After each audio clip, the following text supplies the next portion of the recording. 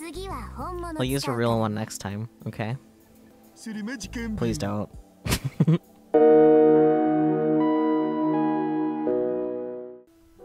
I am gonna really quick fast check if things are working because I forgot to do that. Okay. Headpats are working very good. Yeah. That's working too, wonderful. And last but not least, our little meow meow. What will you say? Tutturu. Wonderful. Thank you for your input, chat cat. Yay. Alright, Mr. Okabe, try to relax. It's therapy time, because that's where we left off. My voice is a bridge, guiding you down into the past. Oh boy. You're going down and down and down, and then you see a gentle colored light. Yeah, oh boy, therapy. I was dreaming. Daydreaming. I was aware that I was lying on a big sofa, undergoing counseling. I tried my best to stay calm and imagine what the psychologist was telling me. What color is the light?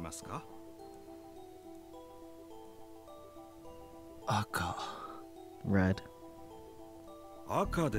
Red, I see. The person you care about is standing in the light. Are they your family? No. Then your friend? Or perhaps lover? Lover? No. Not my lover.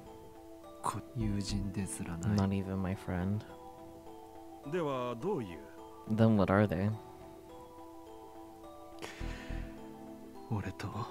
She and I are... Hello. Memories came flooding back into my mind like a geyser.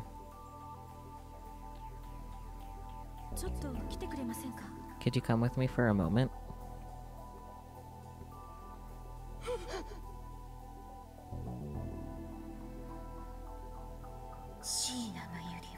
Mayuri Shina is not needed.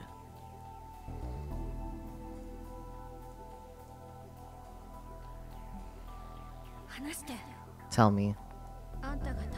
I know you use the time leap machine.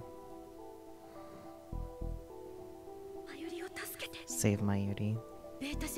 Go to the beta world line, the world where Mayuri doesn't die.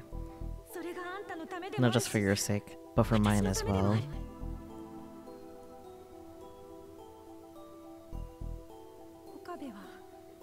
Will you remember me?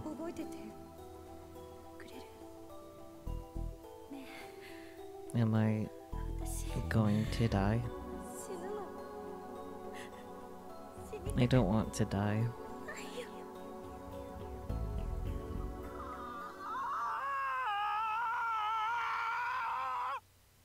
Yeah, I'm not screaming. Mr. Okabe. I killed her. It was me. It was me.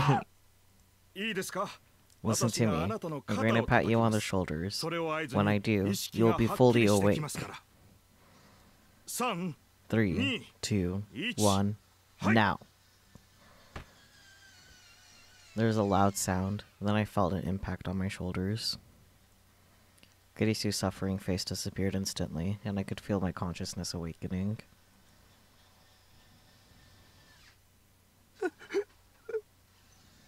Crying sounds. I stood up off the sofa.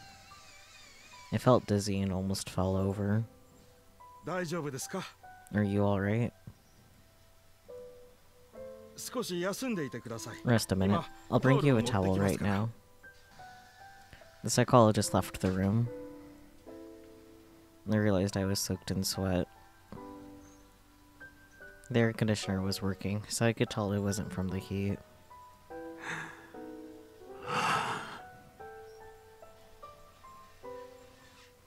It was the first time I tried hypnotherapy at a mental health clinic. My body felt strangely heavy. When I got outside, it was night. It was almost December, and the wind was cold. How was it, Okarin? Mayuri is so cute. Mayuri Shina asked me, gently. Mayuri was a high school student, and my childhood friend. I can read so good. She'd come with me to counseling today. I told her I didn't need her to, but she left school early to come. That's sweet. All I ever did was make her worry. Around 3 months ago, my one obsession had been saving her. To me, she had always been someone I had to protect. And now, she was worried about me. It was only because of Mayuri's recommendation that I tried counseling. That checks out. Message? Amadeus app. Interesting. That wasn't there before. Suzuha, got a sec, Uncle Green? But I refuse. I like that I can send stickers. Okay. I have a sec for you, Suzuha. What's up? Listen, what do you think I should do about Mom and Dad? What do you mean? I just can't see them getting together like this. Well, you're right. Uncle Okarin, is there anything you can do? You know, there's nothing I can do to help with that. You're right, yeah. It kind of hurts that you just gave up that easily. Doesn't seem to be your kind of thing, Uncle. I'm jealous. That's kind of funny. Who is her mom, though? We don't know yet. We just know her dad is daughter.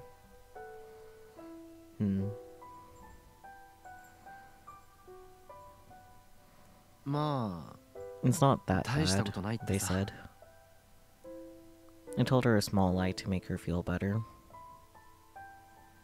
Actually, they told me I had suffered serious trauma. They'd stopped the hypnotherapy and given me a course of counseling and drugs. Now they wanted to wait to see the results. Yeah. Yeah, you definitely suffered serious trauma. Don't have to be a psychologist to know that one, buddy. Basically, they decided there was nothing to do but to treat my symptoms and wait for it to heal naturally. I mean, yeah, that checks out. I can't tell if what Maho had showed me yesterday was having an effect. I underwent treatment without telling the psychologist about the time machine, or the rolled lines, or most of the things that had happened, so maybe there's no way for them to make a proper diagnosis. In any event, I decided not to think too much about the results. Nah, Mayuri. Hey, Mayuri, you haven't eaten yet, right? Wanna go get some food? I'll treat you. That's cute. No, can we go to Akihabara then? Luca and Ferris say that they haven't seen you in forever, and they want to meet up. Akihabara, huh? The clinic was in walking distance of my house. Akihabara was much further away. But even so, I couldn't turn down Mayuri's request.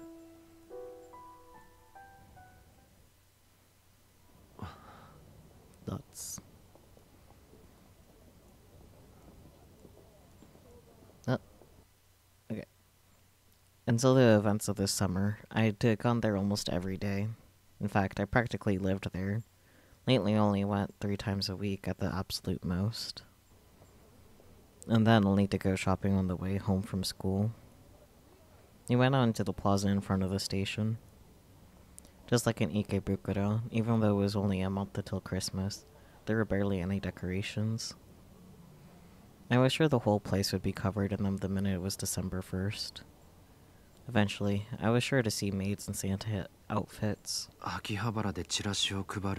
Maids in Santa outfits, passing out flyers in Akihabara, huh? Akihabara could be really weird. Yeah! No, it's Ferris and Luca. Do-do-do.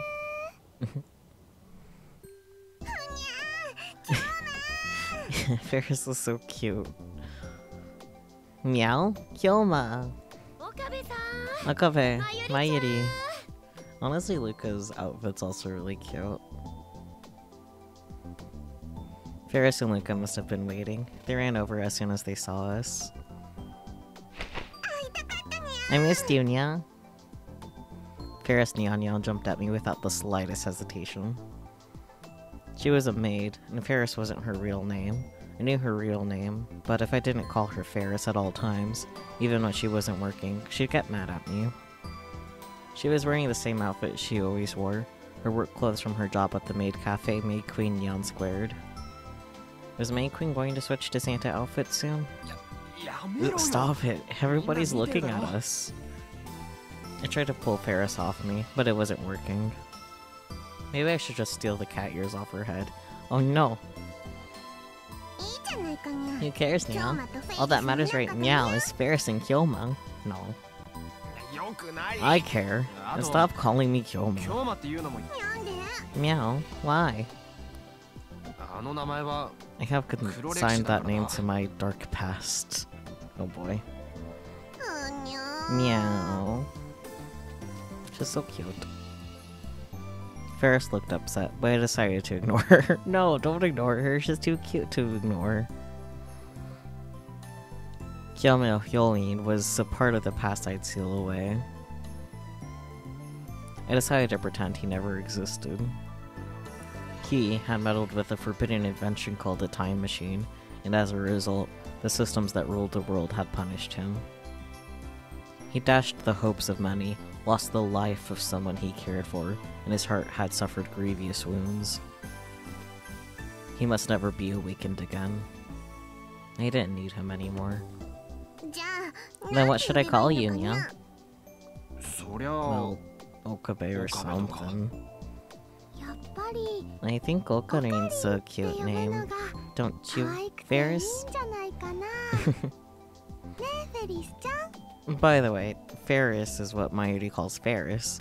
She claimed it was easier to pronounce or something like that.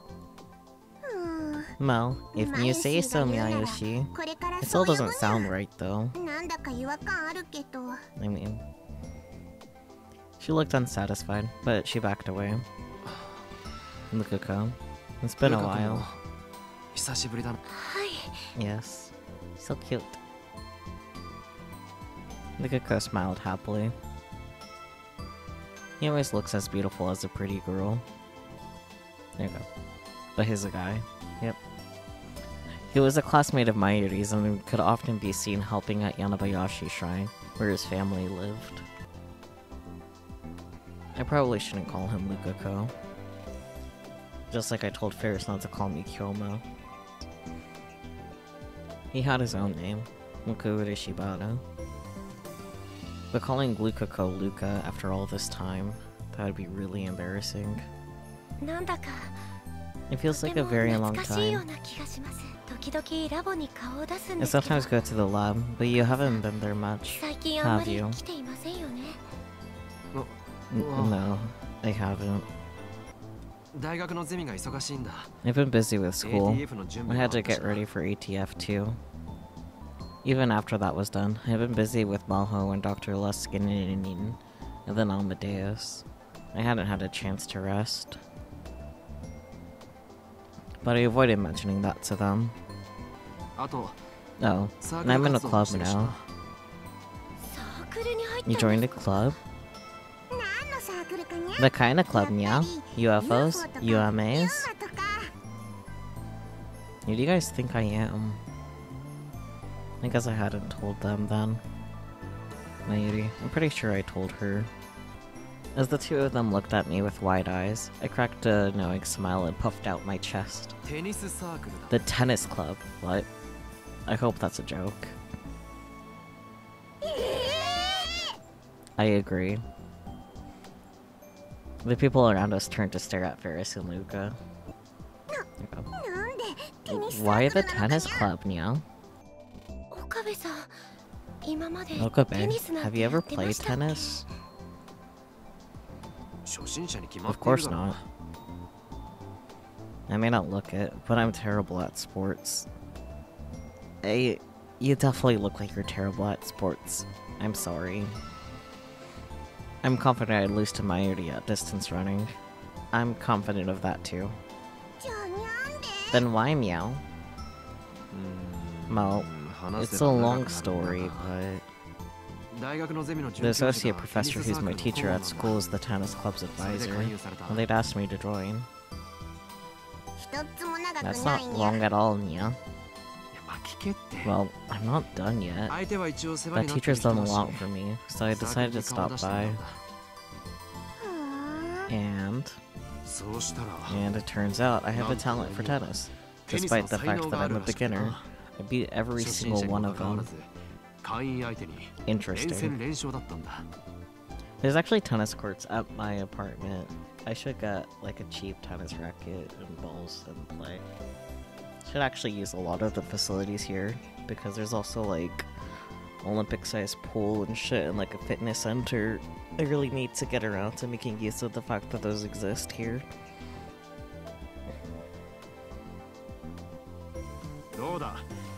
Well, amazing, huh? Thoughts? Do they not believe him? I wouldn't believe him either. You really are amazing, Okabe. If I had known, I would have been a pro tennis player.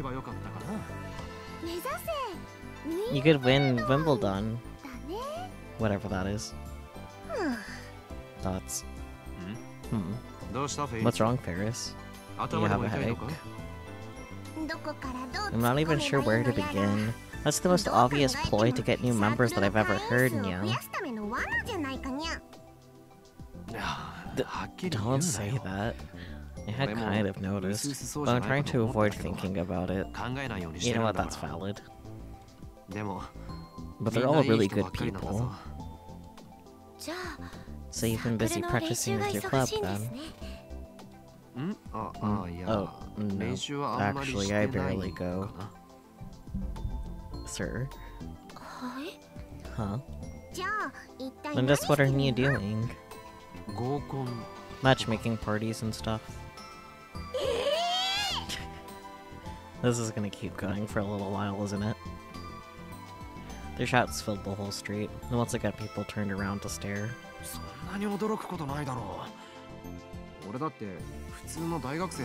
It's not that surprising, is it? I'm a normal college kid.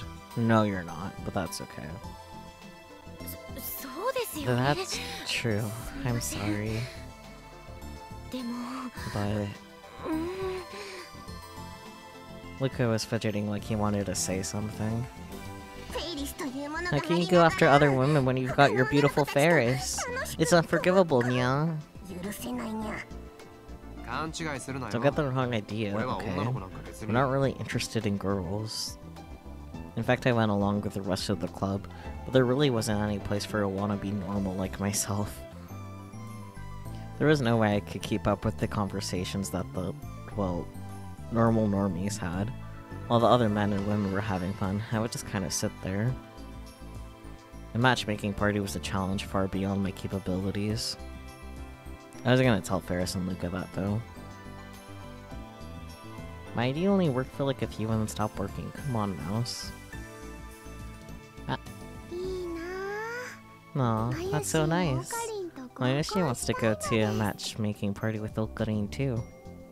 Nani? What? Mayuri wanted to do what? Is she old enough to be interested in that sort of thing? Yes? She's not that much younger than you, dude. Come on.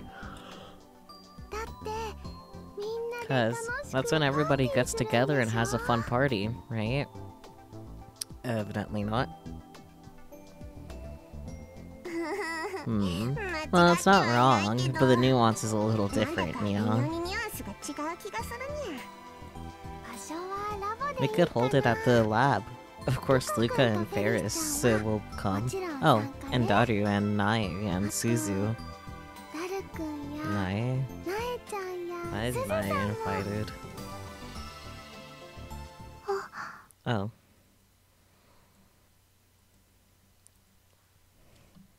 Mayuri turned to me with a guilty look. Suzu, huh? Suzu ha amane. also known as John Tutturu, a time traveler from the year 2036. A true warrior, who was still fighting even as I was trying my best to give up. I barely seen her since summer. I was avoiding her. Part of the reason I'd stopped going to the lab was that she spent all her time there now. Until a month or so ago, just hearing Suzuha's name was enough to cause flashbacks, and was all I could do to endure them. After 3 months, I could finally stand to hear her name. But I didn't think I could keep it together if I met her in person. Of course, it wasn't her fault, and I wasn't blaming her. So I didn't want her to blame me. She never come out and said it, but when she looked at me with that razor-sharp glint in her eyes, I felt something like guilt.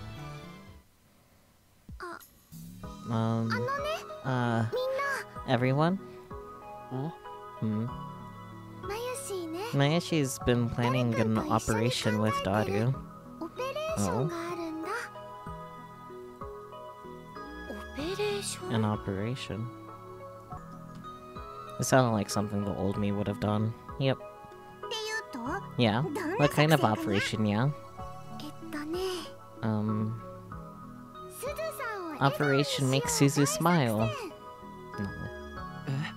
Huh? It was Mayuri talking about this out of the blue. No, maybe it wasn't out of the blue. She might have been thinking about it for a long time. So I decided to respond as cheerfully as I could. Tell me about it, Mayuri. Oh. Okay. So Mayashi thinks that Suzu's normally kind of scary, but she's actually a really nice person. Sometimes when I'm in the lab, I'll start to fall asleep on the sofa, and when I wake up, there'll be a blanket over me. When I asked Suzu about it, she says she has no idea, but... Oh, I had a similar experience. My dad once asked me to go shopping for him, and I was having trouble on the way back because I had to carry so much. And then Amane came by, and without saying anything, she took some of the bags from me and carried them. Huh? I had no idea. She said that it wasn't a big deal, so I shouldn't tell anybody. Oh, I guess I just did. I see. In the Alpha World line, she was a cheerful girl who smiled at everyone, and who loved to go mountain biking. But in this world line, she wasn't the type who smiled a lot. That was partially due to the way she'd grown up. I had heard about it third hand from Daru, but because of the universal conscription program that started after World War III broke out, she'd been forced to undergo military training ever since she was in middle school. And after that, she joined up with the anti-government forces and got caught up in a terrible struggle. After that, he said, she never really smiled. So I want Suzu to really smile. I see. So what's your plan, yeah? A Christmas party. Cute. A Christmas party? You all spoke in unison. It's almost Christmas, right? And Suzu says she's never been to a Christmas party. So Mayashi wants to give her one as a present. That's cute. Paris and Luca nodded at almost the exact same time. I'm in, yeah? Me too. Thanks. Okarin, will you come too? Huh? Well... You don't want to? It's not that, it's just... I don't think Suzuha would really want me there. Do you? I was never going back to the past. I still can't forget the look on Suzuha's face when I told her that. It was an expression filled with anger and despair. She must have felt like her last, most desperate hope was crumbling away right in front of her eyes. The words she'd said to me then were still sharp thorns lodged in my heart. Suzuha doesn't like me, you know. Mayushi doesn't think so. I think she probably regrets the fact that she got mad at you. I think she just can't say it. Really? Yeah, I'm sure of it. I couldn't turn her down after Mayuri said that. Fine. I'll think about it. Yeah, okay. By the way, Okabe. There's a bit of hesitation in Luca's voice. How did the doctor's appointment go? Evidently, Luca had heard about my counseling from Mayuri. Maybe he wanted to see me because he was worried about how it went. I guess I'm making Lukako and Ferris worry too. In this world line, they still hadn't joined the lab, but even so, they were still dear friends. I never tried hypnotherapy before. It was interesting. I never thought it would work on me, so that was a big surprise. It worked. Perfectly. Huh. I bet Luca-nyan wouldn't last a second. Oh, come on. Yeah, I'm sure. Luca would believe anything you told him. Anyway, there's no point in standing around forever. I was getting hungry, and it was time to find some place to eat. Hey guys, what do you want to eat? My treat. We decided to head towards Yodobashi. There were a lot of restaurants there, so it was perfect. Way to go, Kyoma. I mean, Okarin. You're the best, Nia. Thank you. What should I eat? Maybe fried chicken? Juicy fried chicken? That's all Mayushi ever eats, Nia. I walked behind the three of them, and I thought to myself, what would it be like if Kurisu were here? I tried my hardest for the past few months to not to think about her, but... was it because of my experience yesterday that I did anyway? The expression is a little mannerism that I'd seen yesterday. The voice, the way she would walk. I remembered my conversation with her. Hello, Rintaro Okabe. I'm Kurisu Makase. Nice to meet you. I couldn't respond at all. Something felt slightly off about the way Kurisu moved on the screen, but it was really slight. I'd get used to it soon. More importantly, the voice and the way she spoke were exactly like the real Kurisu. I almost cried. And it was all I could do to stop from breaking down. Maho. It's not the middle of the night, is it? The camera on the PC switched from me to Maho. No, it isn't. Why? I was wondering if the two of you were sleepy. Was she talking about the fact that I didn't respond to her introduction? I was asleep until a bit ago, but I'm 100% awake. I see you're as lazy as ever, huh? Don't be rude. Anyway, can I ask a question? Sure. What's up? What's your relationship to Rintaro Okabe here? Dots. He's a student who participated in the last ATF seminar. He seemed really interested in the research, so I brought him here. Maho decided not to tell Amadeus that I was a friend of Kurisu's before she died. I wonder. Does she not want Amadeus to find out? Or was I supposed to tell her myself? Huh? He must be pretty impressive if you're saying that. The Kurisu on the screen turned to me and smiled.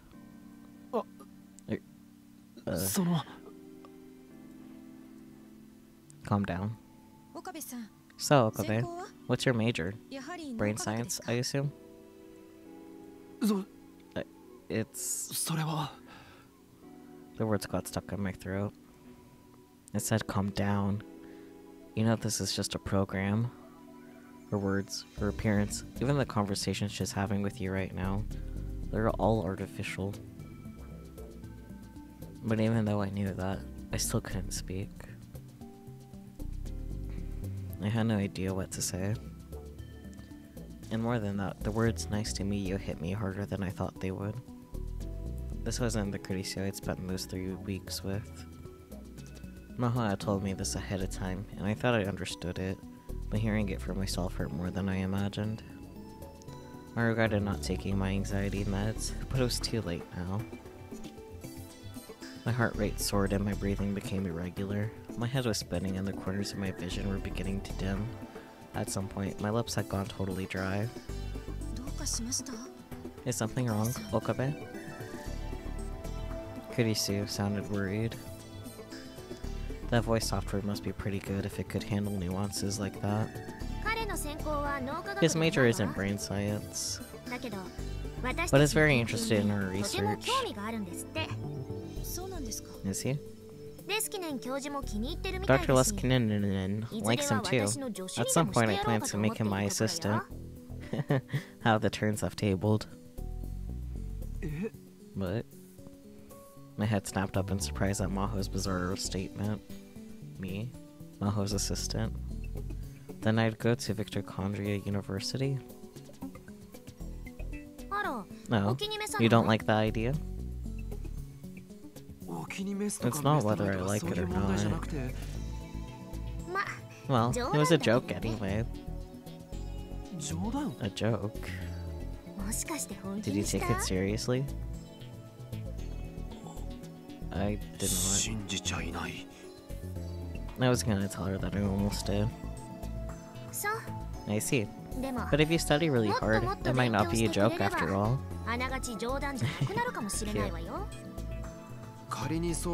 Even if it wasn't, I'd rather be Dr. Lexinen's assistant. This is my way of getting back at her. What are you doing, Kat? It's harder to be his assistant than you might think. He's really a big kid. I can read words. As she spoke, she quietly came over next to me and tapped me on the arm a few times. I see. So that's what it was. So that was it. She was making a joke to try and calm me down. Sorry. Thanks. What are you talking about? I didn't think subtlety was her thing. Maybe I was wrong. Maho? Excuse me. Kurisu beckoned to Maho from within the screen in a very human manner. What is it? Come a little closer, toward the speaker. Maho moved her ear close to the speaker. I was just thinking about how weird it was when... Huh? Maho suddenly turned bright red and shouted at the screen. Of course not! What are you talking about? You don't need to be so embarrassed. I'm not embarrassed. Just stop being weird. What did she ask? Hello? You're sure? I'm sure. What are you talking about? It was obvious that Kurisu had whispered something to Maho. But what did she say? Maho glanced at me.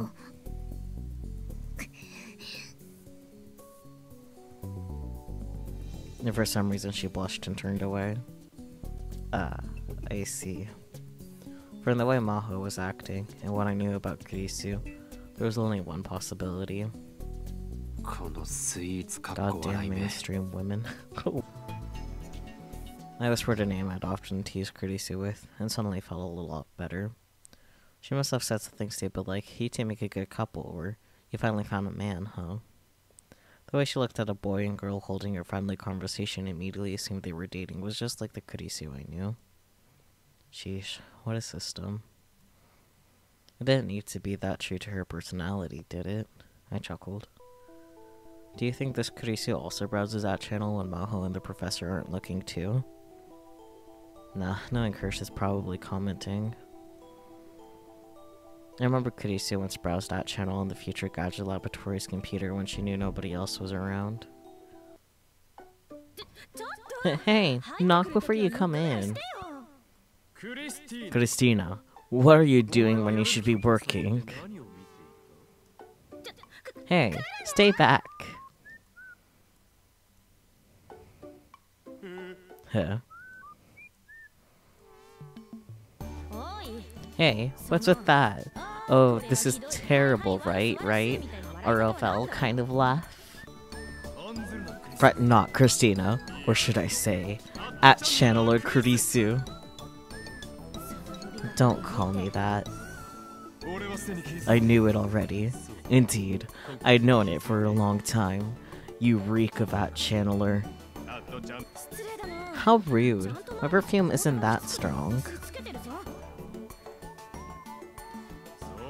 That's not what I'm talking about at all. I'm talking about your soul's power level. But it's cute how you try to hide it at Channeler Kurisu. Do not call me that! Your soul's power level, huh?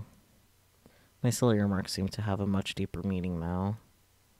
Was the girl in front of me one day going to, as Dr. Luskinen had said, become a real artificial soul?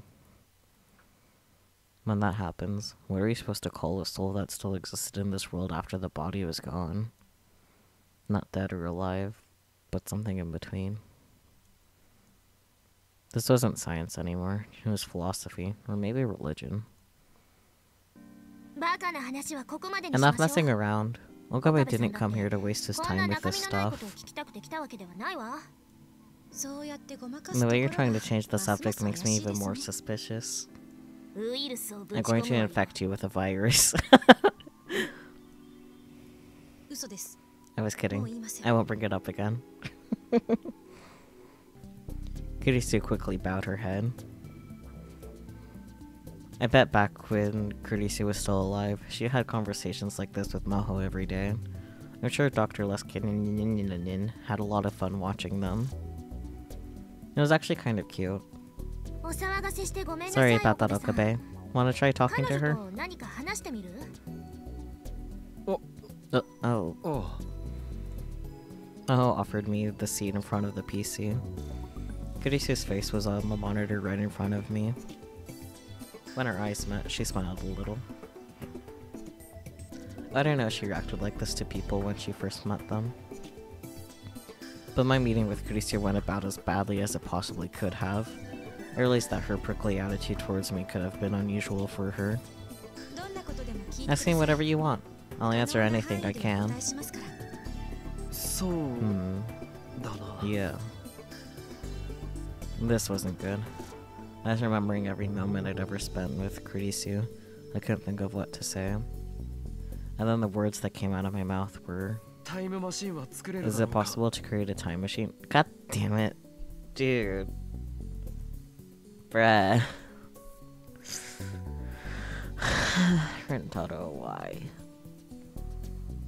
That was what I'd once argued about with Kurisu on another world line. In the end, I'd lost the argument completely. What? Huh? A time machine, he said.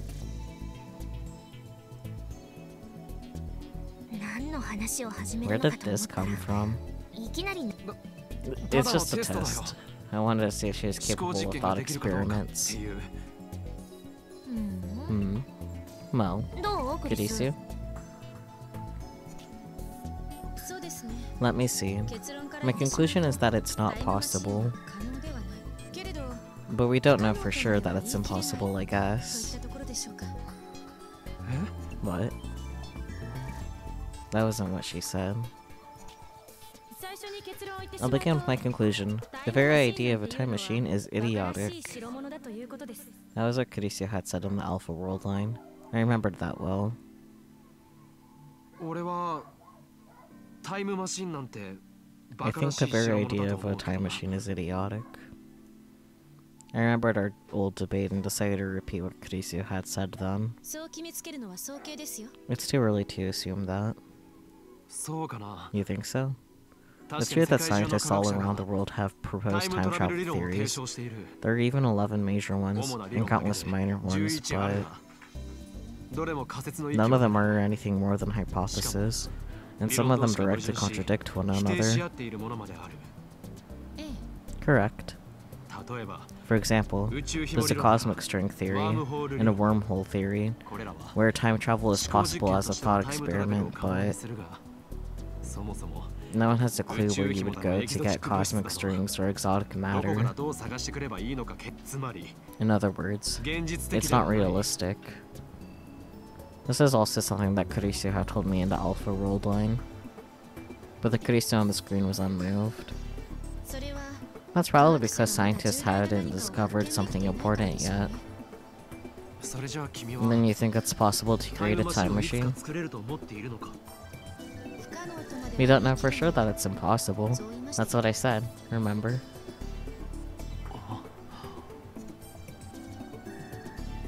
Yeah, her opinion was slightly different. Because she hadn't had her encounter with her dad yet. Dummy. Was this because I was in the beta world line? Or perhaps... No, Hiyajo-san. Hey, Hiyajo.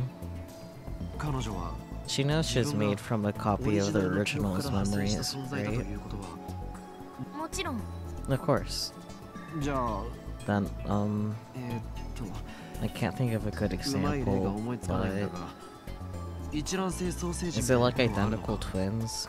You can't tell them apart at birth, but as they grow, differences start to form? Or something like that?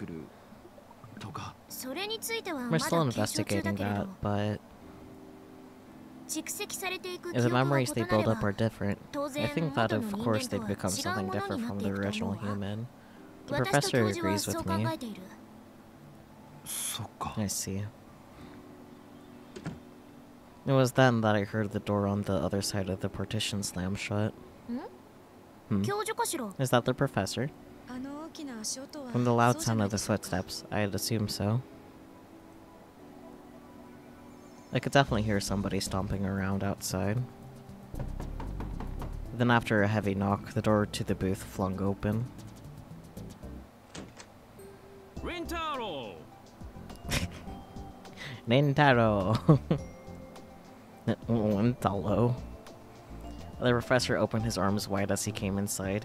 He grabbed my hand and began to wave it around. Amazing. I hadn't realized he was this friendly. He seemed to think he was giving me a handshake, but it felt like I was being worked over by a pro wrestler. Hey boy! Hey boy, what's up? Huh? I'm fine, thank you. And you? I don't have to actually read this, it's all in English. Fuck yeah, let's go. Okabe, your English is terrible. Listen, let him do his thing. Shut up, Christina. Oh dear. Christina? Oh no, I was so focused on the professor that I used my old nickname for her. It's nothing, don't worry about it. I am worried about it. Why am I Christina? I told you it's nothing. You're freaking out a lot over nothing. I said shut up, Kurisu. How cute.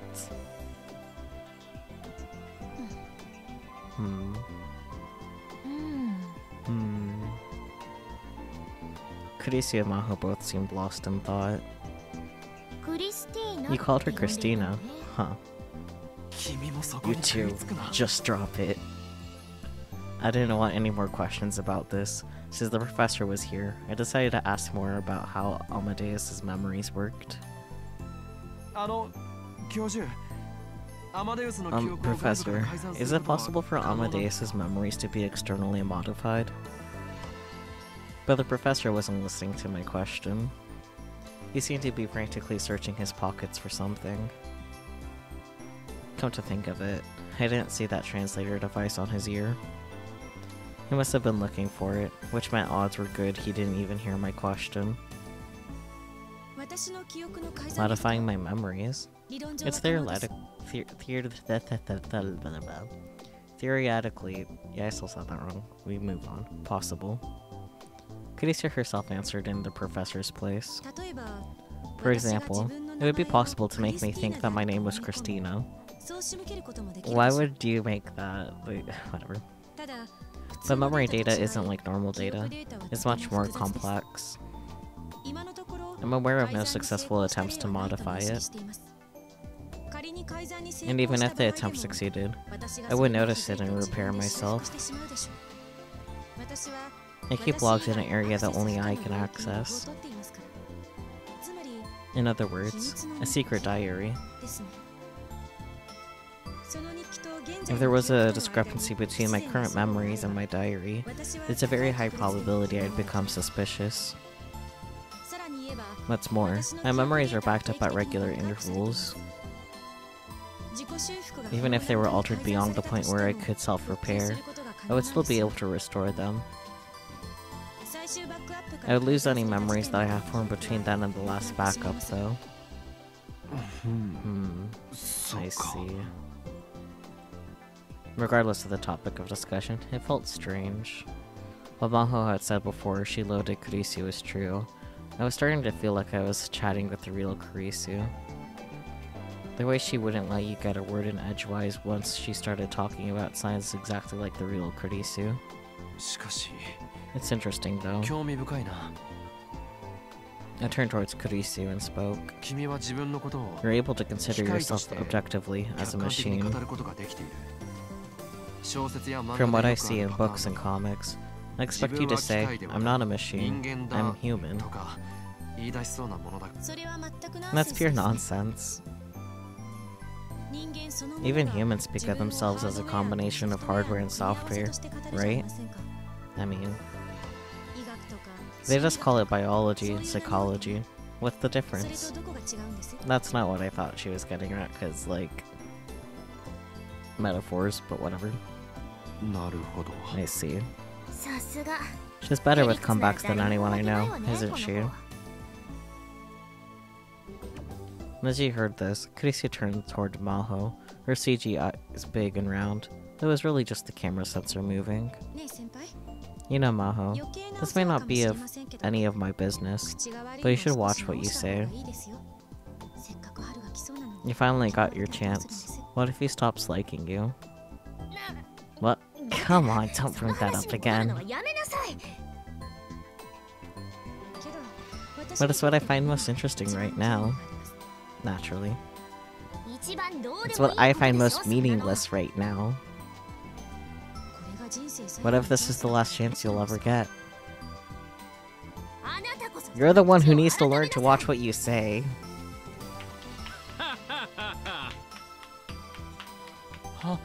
Huh. Oh boy. Dr. Luxinin was clapping his hands together and laughing. I had a chuckle a little too. Afterwards, the three of us, including the professor, talked to Kurisu, discussing technical subjects and making small talk. The next thing I knew, it had been almost an hour. I actually felt a little sad when Maho told me that it was time to stop. In just a single hour, the strangeness I felt about Amadeus had disappeared, and I felt like I was really talking to Kurisu. Dr. Luxinin stopped me before I left. So interested in being a tester? I tilted my head when I heard the professor speak through the translator. Amadeus doesn't have a lot of conversation samples. I've got all the kids in my lab helping as much as they can, but it's not enough. Amadeus is still in the research stage, and we can't just let anyone talk to it. So I want you, Rintaro, to help us, since you were her friend. I remembered they'd mentioned something about being a tester at the party, so this is what they were talking about. The professor and I will be staying in Japan for a while. We'd like you to be a tester while we're here. Yes, Rintaro. Your job will be talking to Kurisu. There's no real quota. Just talk to her when you feel like it. But twice a month, I want you to report on your testing to me and the professor. Oh, and I'm sorry, but we can't pay you. I want you to keep that in mind when you decide. And you know what? Points for being upfront and honest about not paying him.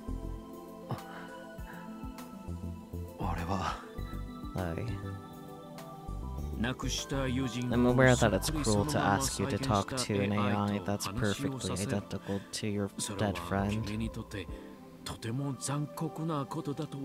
Points for awareness. If you're not interested, feel free to turn us down. I remembered what it had felt like to talk to Kurisu. But the monitor was just about to turn off. This is what Kurisu had said. Let's talk again sometime, Rintaro Okabe. That's what I'd hoped for when I came here, wasn't it? I'll do it. Please let me do it. I thought I was ready when I accepted the job. But I never expected this. Phone call? Kurisu's calling? Hi. Hello? It's Makise. Never would have guessed. Thanks, Kurisu. Kurisu was displayed on the screen. Yes, it was Amadeus. The app the professor had given me allowed me to access the servers at Victor's Condria University from anywhere. 24 hours a day. I don't know why I said Victor's, but... Of course you'll be able to contact Kurisu. But Kurisu will also sometimes contact you. When that happens, talk to her.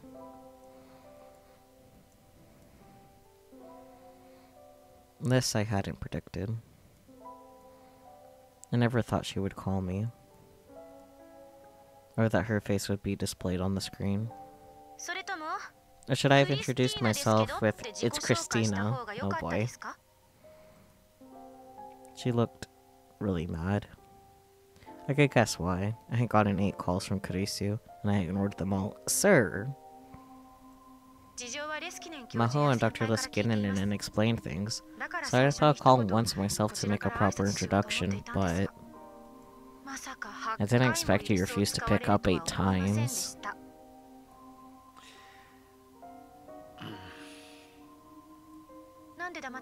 Why aren't you saying anything? Talking to a realistic girl on my smartphone with so many people around was pretty embarrassing. Well, if you don't want to talk, that's fine, but... What's with you? I was sure this was my chance to talk more than usual. I feel like an idiot. Oh. Just know that during the test period, I'm always connected with you. That sentence. Contact me whenever you feel like it. I'm busy, so I don't know if I'll always be able to answer your calls. Man, what is this? More than that strangely polite, friendly Kurisu from yesterday. Angry. Stubborn. More curious than anyone. The way she seemed to be constantly challenging you. Anyway, goodbye. Why didn't you say anything, you fucking idiot? I realized this really was Kurisu Makase. This was the girl I spent those 3 weeks with, lab member 004, my assistant, Christina, aka Kurisu Makise. Her movements were a little more jerky than I'd seen on the computer in Dr. Lexington's office, but evidently that was because of the smartphone. This alone was enough to make me feel like my heart was being squeezed dry. I mean, same, frankly. I stood still, holding the smartphone tight. Kyoma! I mean, Okarin! What's wrong, Mia? She's so cute, I want to squeeze her little paw gloves. Oh, I'm coming. I thought to myself as I ran to catch up with the others. Maybe Dr. Lexington was right, and this test would be a very cruel thing for me. No shit, Sherlock. But even so, in my mind I was already starting to think about what I would talk about with Kurisu. And yes, Paris's outfit is amazing. Maho Yajo was remembering. She was remembering the last night she'd spoken to Kurisu Makase in person.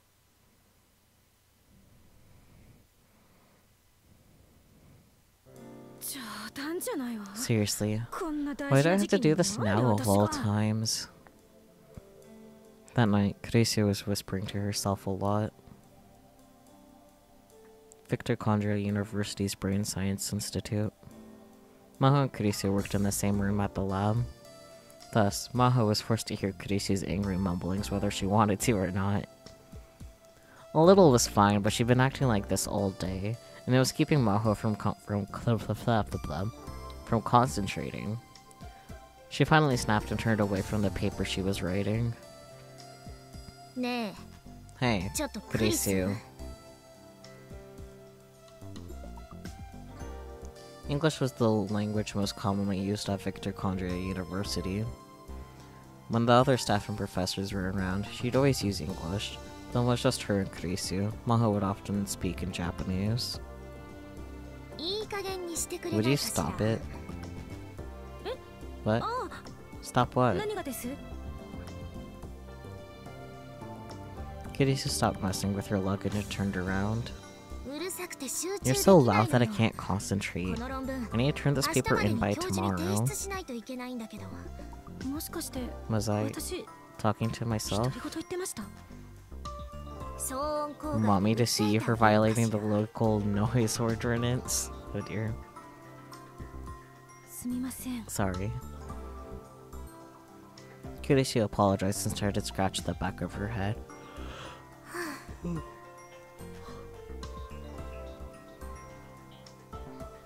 Maho decided to calm down by standing up and going to the shelf where the research notes were kept. There were several books she needed for her paper, but they were all up on the top shelf. Oh no.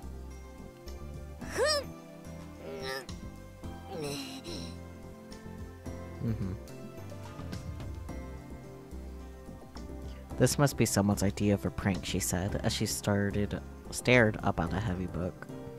She decided to try and reach for it, but no matter how she stood on her toes, she came nowhere close. Her tiny little arms seemed to her like dead branches waving in the wind.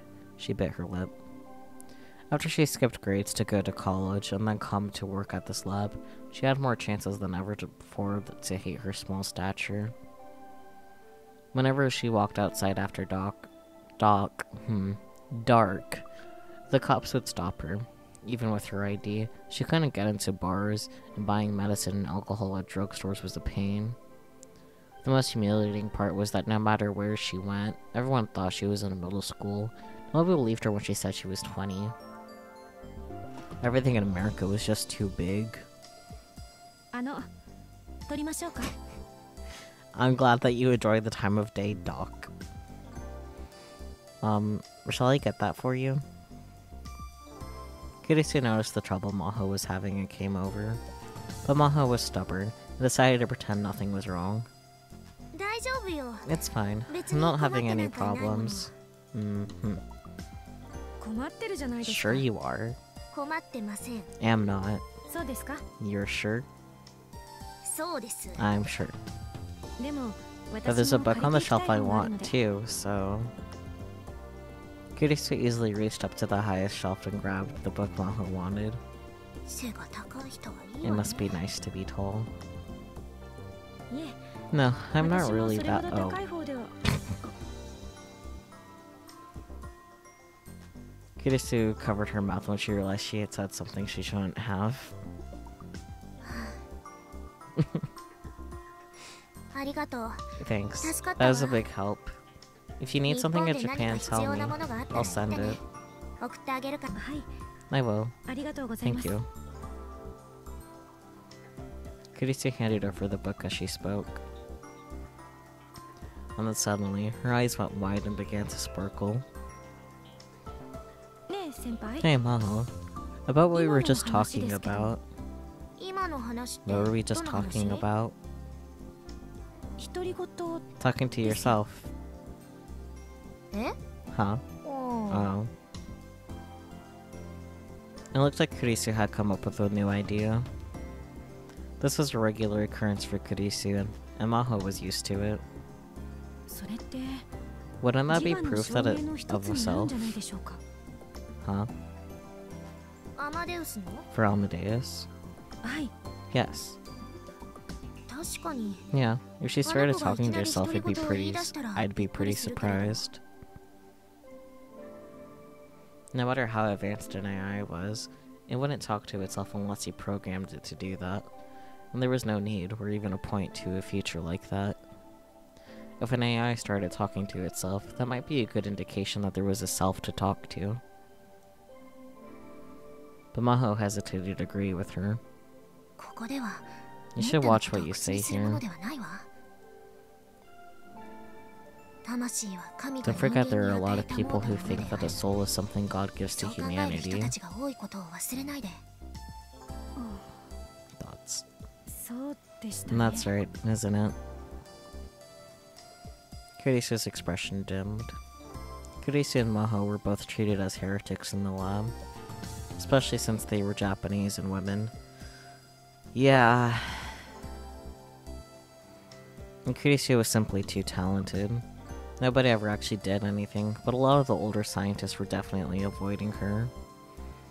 Dr. Lux was the chief scientist, and the fact that he liked the two of them was all that let them do their research in peace.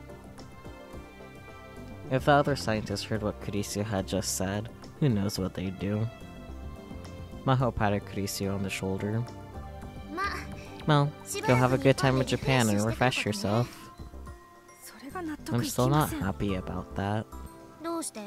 Why? 向こうの I 生 think 活 you'll だ have って fun. 楽しいと思うけれど。留学するなら If 大 I'm 学 doing 院 an ですよ。 exchange, it should be to a graduate school. Why high school? 仕方ないでしょ。 It has to be high school, 日本 right? では年 By 齢的に Japanese standards, あ you なたは should まだ still be in 高校 high 生なんだ school. から。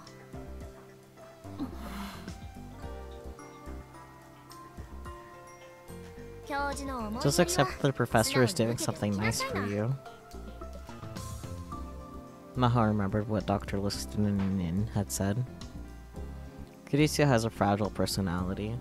All the bickering in the lab is putting her under a lot of stress. She's at her limit. It might ruin her as a researcher. That's what the professor had said. He was really worried about her. それに、もともと And you 7 have to go 月 to になれば Japan in 日本 July に来なくちゃい anyway, けなかった right? んだから。 So it's perfect ちょうどいい timing. じゃない。はい。 Yeah. I'm actually kind of down about that too. 秋葉原 The Akihabara テクノ Techno フォーラ Forum. ムだったか What しら？ was that it? 講演なんて慣れて I'm ないし。 still not used to giving 何をどう lectures. していいの I か don't know what to do. サイエンス誌に論 Now 文 that が you're 載った published 以 in 上、 science, こ expect れ a から lot も more ど of んどん増え this. るわよ。 You need to 練習してお practice. かないとね。やだ I'd な rather not. Kurisu whispered to herself. Maho didn't like being around lots of other people either, so she knew how Kurisu felt. But there was a lot of scientists who wanted to be published in a major journal and then go on to give public lectures. and she beating out so many of them to win that honor. People were jealous. She needed to fulfill her responsibilities, even just to shut them up. Maybe I'm not that much better, though. Maho silently laughed a little, and hated herself for doing it. Maybe I'm just as jealous as they are.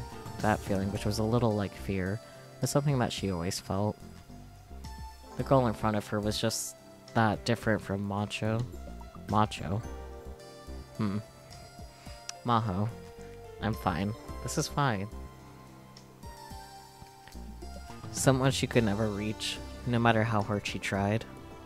Someone who'd surpassed everything she'd ever done almost instantly. Senpai? Maho? Kirishi was peering into her face, confused. Maho felt flustered. Are you meeting your dad in Japan? She'd heard that Kirishi's parents weren't divorced, but that they were separated. Her mom was still in America, and her dad was in Japan. After Maho said it, she wondered if that was too personal a question. But Kirishi smiled a little. Actually, I got an invitation from him. No, yeah. He's announcing a new theory this summer. I'm thinking of going to see the announcement. A new theory. Kirishi's smile changed into a small expression of consternation? What the fuck? Consternation. I haven't heard the details yet. I know it's got something to do with the theory of relativity. Yeah. Maho felt like she was hiding something, but didn't question her anymore. Anyway, take care. I'll be expecting presents. What do you want? Since you're going to Akihabara, why not something rare? You know a lot about Akihabara, right? Huh? Why do you say that? 'Cause you're a weeb. You're always reading those sites during breaks. What? Did Amadeus tell you that? She wouldn't do that. Sometimes I'm right behind you and you're so busy watching videos that you don't even notice. Oh no. I can't believe you found out. Damn my carelessness. Her little scream was very cute. Kirisu actually seemed upset for once. This really surprised Maho. Maho, please, don't tell the others. I don't think it's really something you need to hide, but... The idea of sharing a secret with Kirisu made Maho happy. Got it. I won't tell anyone. Thanks so much. Kirisu seemed genuinely relieved. Maho continued. Hey. Once you get back from Japan, let's find out if Amadeus can talk to herself.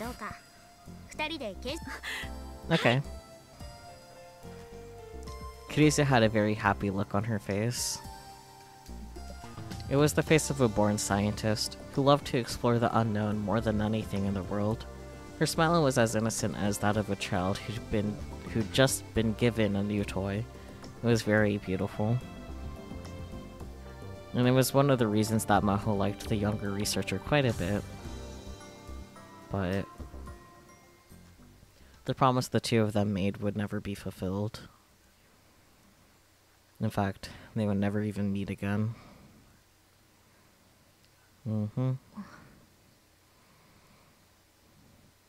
I felt like she was thinking about Kirisu more since she'd come to Japan.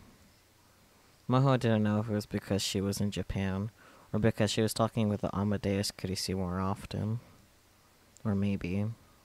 Was it because she met the young man named Rintaro Okabe? He knows things about Kirisu that I don't. Huh. Thinking back, the first day they met, she'd broken down and cried right in front of him. It was something she didn't really want to remember, She chased the memories away out of embarrassment. さては岡部さんのこと You を were 考えてい thinking of ましたね Okabe, weren't you? That was a sound.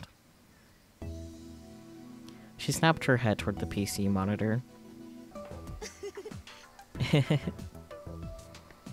Maho was in the middle of a conversation with Kurisu. ええそうね Yeah, that's right. She shrugged her shoulders and tried to ignore Kurisu's mischievous smile. 不思議だと思わない Don't you think it's strange that Dr. レスキネン教授が Lipsnin's got such a 岡部さん high の opinion こ of とをあ him? そこまで買っているなんて二度しか会ったこと He のない handed 相 over 手 your なのに access rights to a あな guy た he'd の only アクセ met ス権も渡して twice. しまったしあそこまで信 Is 用 it して really いいのか wise し to ら trust him so much? 誠実そうな人 He でし looked た like a nice person. そう Yeah.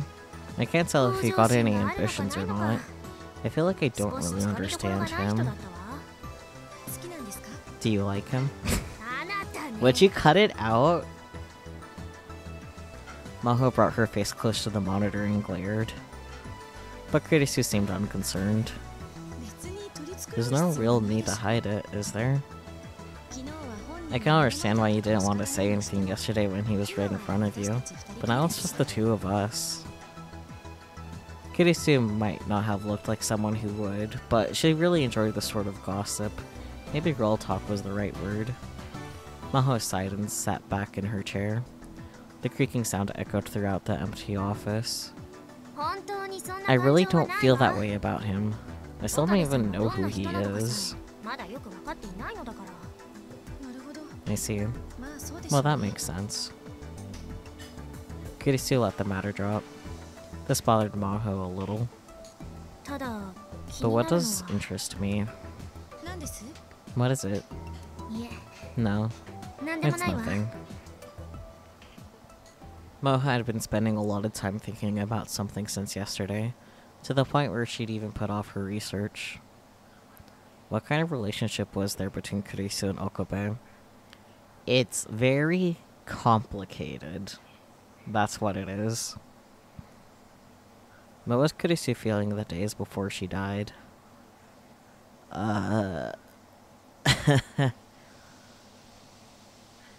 She would have liked to ask Okabe if she could. Hmm. 先輩 Maho.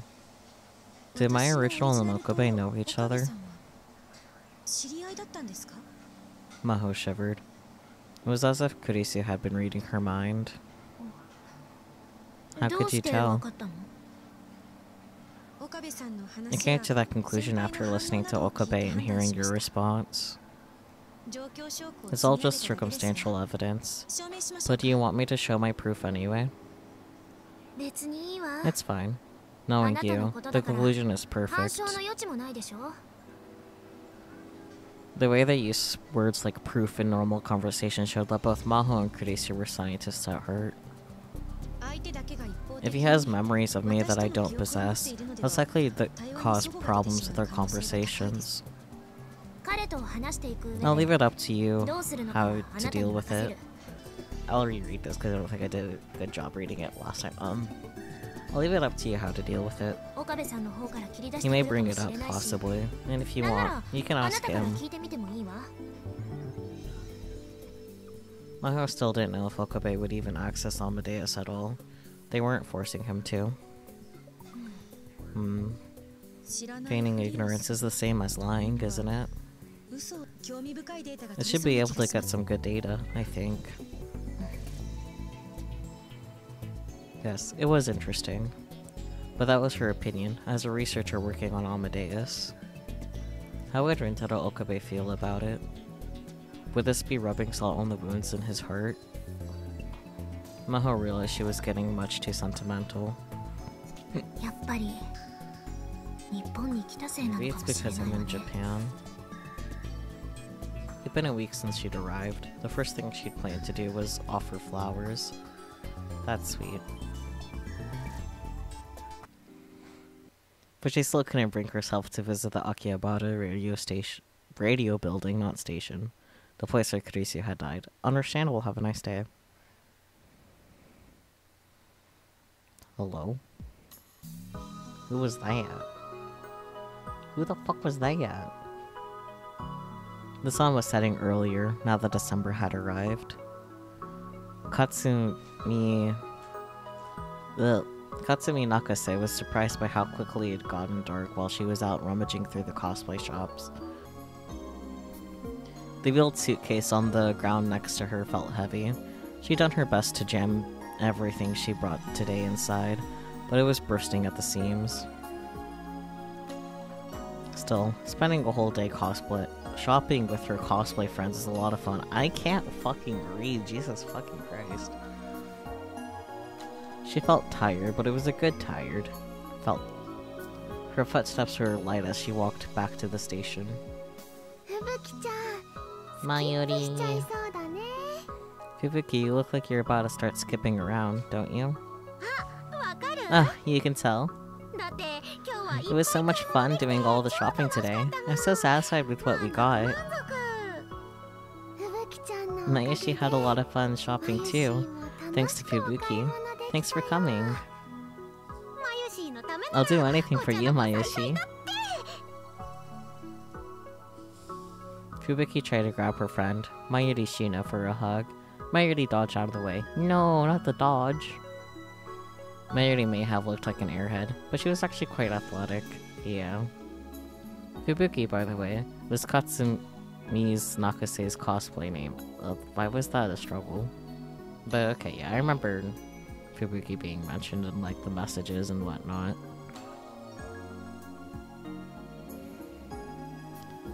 This bean, okay, interesting.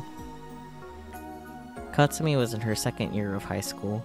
She and Mayuri were the same age, but they were total opposites. Katsumi was boyish and athletic, and when she cosplayed as a male character, she attracted more female comic-co than male ones.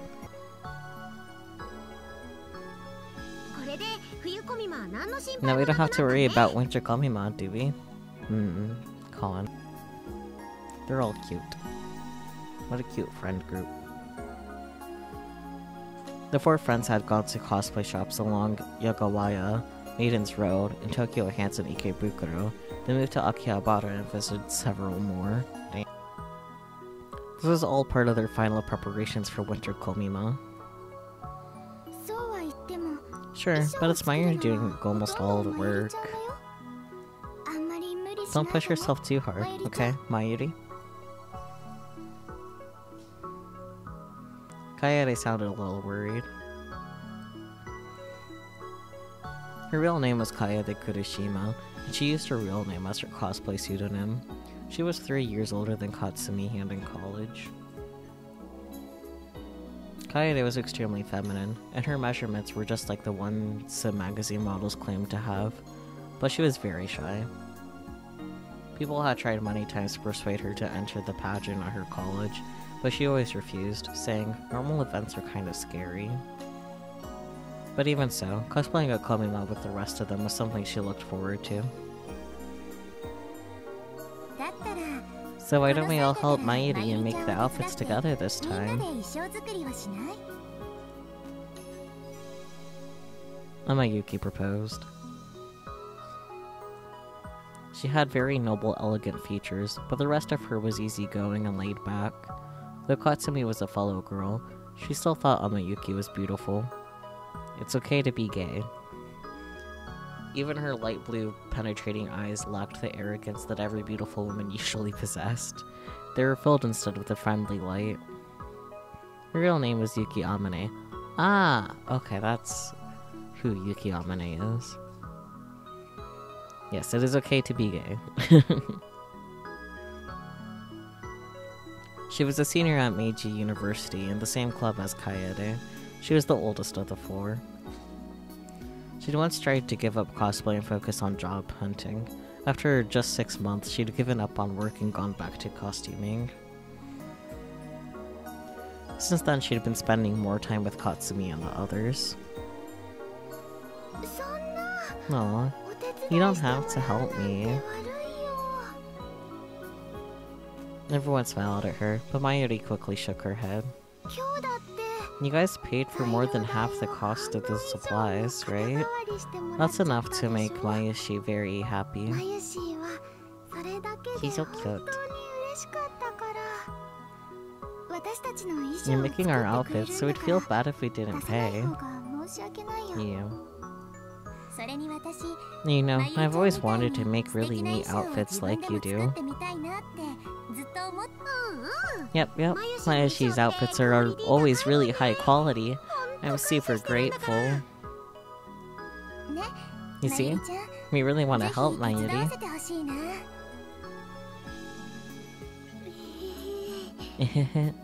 Okay. Let's all make all of them together. Wait. Is she Susaha's mom? Yuki? Has Amane?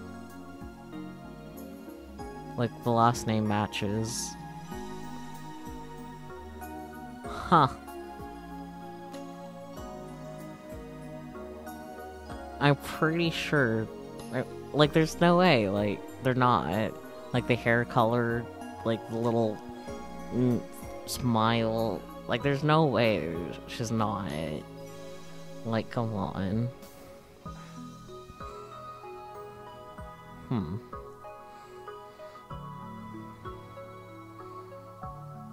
Did I read this? I don't remember. Okay, let's all make them together. Katsumi knew that it made Mayuri really happy when someone praised her cosplay outfits. Oh, but there's actually a favor I wanted to ask you guys. You really thought that we weren't gonna ever meet Susaha's mom? Like, come on, be real with yourself. A favor. You see. It would have made for a good running gag. I mean, yeah. I already told them about an event that had quickly become a mainstay of the Japanese holiday year. We're having a Christmas party, so Mayoshi was hoping that Yuki and Kaede and Fubuki could all come. You googled it? Did you google Hifumichu? Like, I know, it's just like... Their last names can't be the same and not that be the connection, you know? A Christmas party, huh? You had to check, yeah. Well, it's nice to be right sometimes. Well, I guess I was right from the very beginning, like, with Steins Gate 0, because I was like... Before I actually, like, started the game proper, it's like... Hang on. Like, why is it 0? Because, like, the divergence things and whatnot, so... Anyways. Yes, Mayuri does look very cozy. Yeah, can you come? I wanna go, I wanna go, I wanna go! Cute. Katsumi's only plan for Christmas Eve was dinner with her family, so she raised her hand instantly. None of her friends at school wanted to do anything that night. She'd been a little put out about that since it meant they all had boyfriends. I can go too. Kaede also nodded. But Yuki seemed a little hesitant. I don't know if I should go. Huh? Do you have plans? Well, of course the girl as pretty as Yuki's gonna have a ton of guys asking her out for a Christmas date. What? That's not true. Really? Then I'll take you for myself. Oh my. I'd rather go on a Christmas date with you than do anything else in the world, Fubuki. How do you end up with Daru? Anyways. Aw, I love you, Yuki. I thought you only cared about Mayuri. I love Mayushi and I love you too. Cute. Yuki looking at Daru, I can fix him. You know what? Likely story. Katsumi quickly jumped over to Kaede and gave her a big hug. Kaede was soft and smelled good, and enduring this sort of sexual harassment was nothing new for her. What? What is the sentence I just read?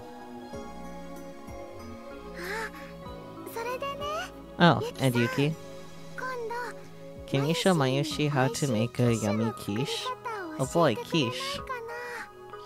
Yeah, hugging is not sexual harassment, but like, maybe she did do something else in the hug. I don't fucking know.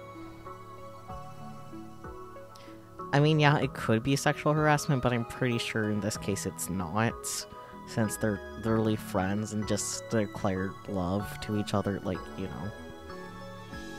Anyways, Yuki was an excellent chef and had been teaching Mayuri a lot lately. Both Katsumi and Kaede would also occasionally participate in what they call old Yuki Amane's cooking lessons. Sure. What kind of quiche? Salmon quiche. If you know, you know.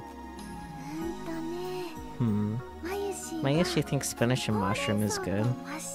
That does sound pretty good. Will you actually give us a recipe game, please? Ham, tomato, and bacon is good too, you know? No, just thinking about it makes me drool. Yeah, I'm not sure.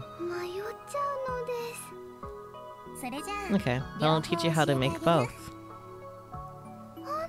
Really? That's right.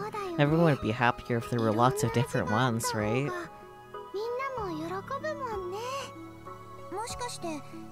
Is this for the Christmas party? Yep. There's less than a month left, so I want to learn it in no time. Then we'll have to train extra hard. When do you want to do it? Tomorrow? Yeah, well, she's okay with that. Katsumi went over her schedule in her head. Tomorrow, huh? I'm supposed to meet a friend. I've got work. Katsumi really wanted to go, so she was pretty disappointed.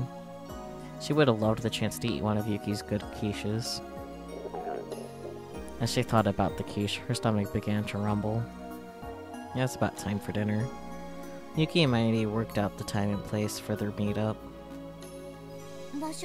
The place I'm staying is a little far from here, so...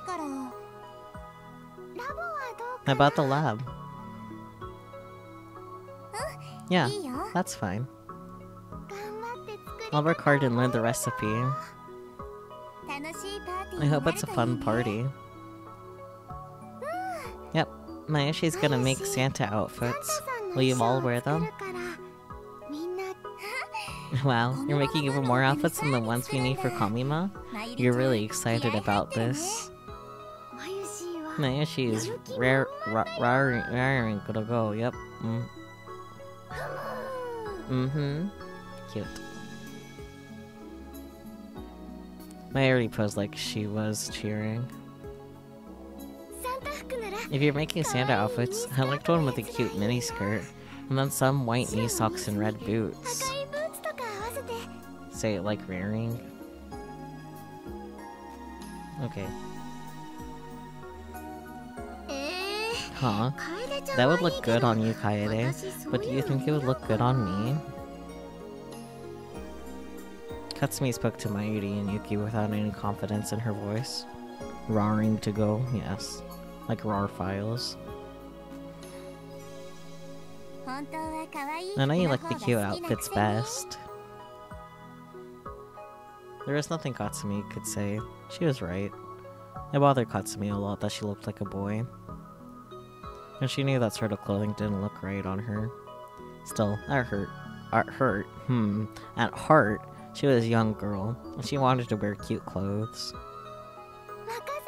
Leave it to Mayushi. I'll make clothes that look great on you. Amazing.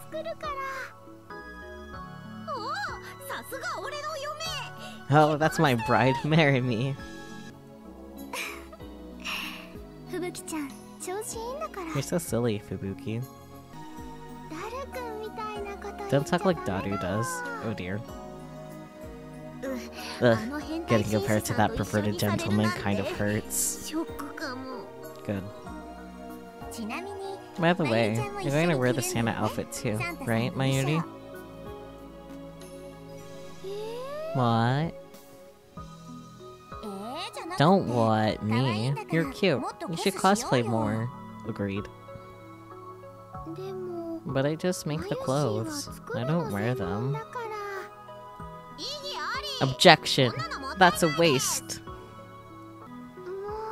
Aw, not you too, Fubuki.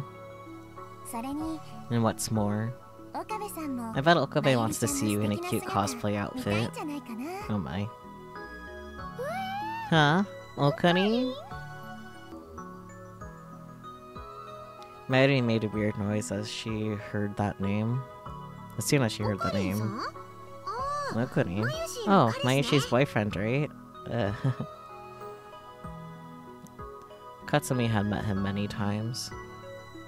He was tall, but always looked pale and thin, and whenever he laughed, he seemed kind of sad.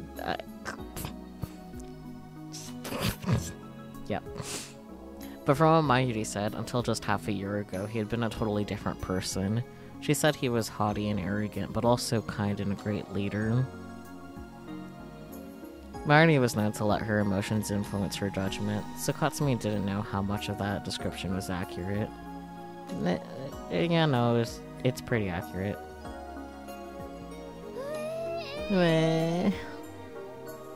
Mood.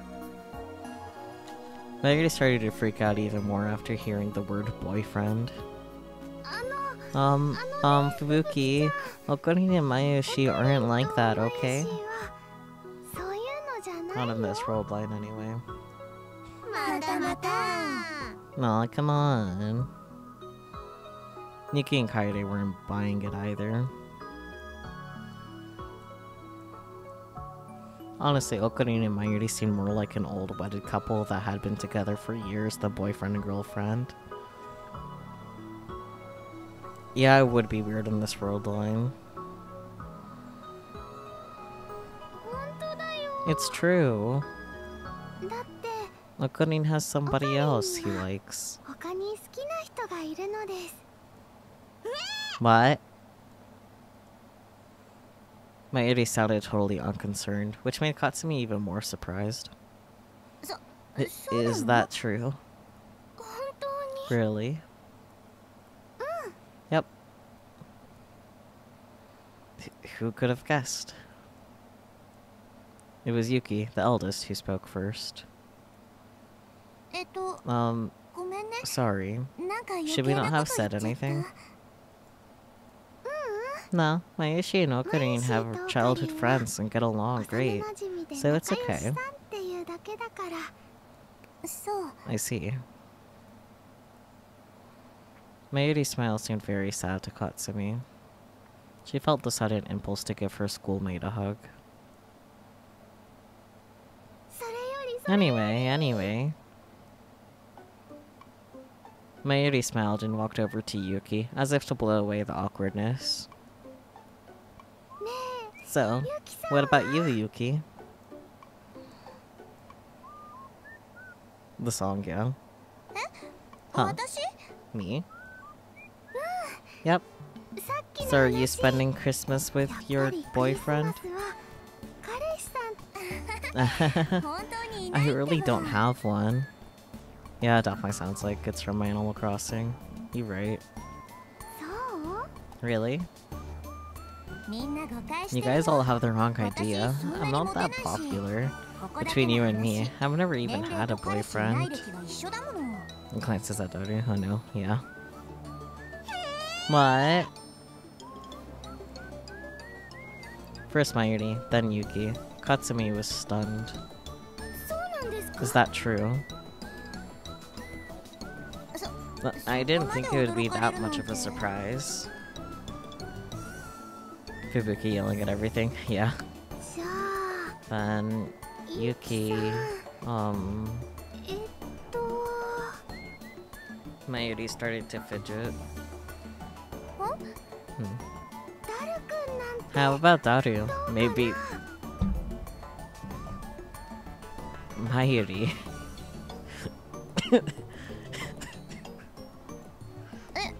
Huh? Hoshida.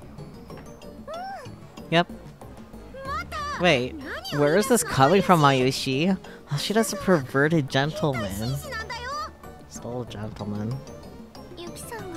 Who knows what he'll do to Yuki? That man that Katsumi and Kaede were insulting was Itaru Hashida, a college student and a member of Mayuri's club.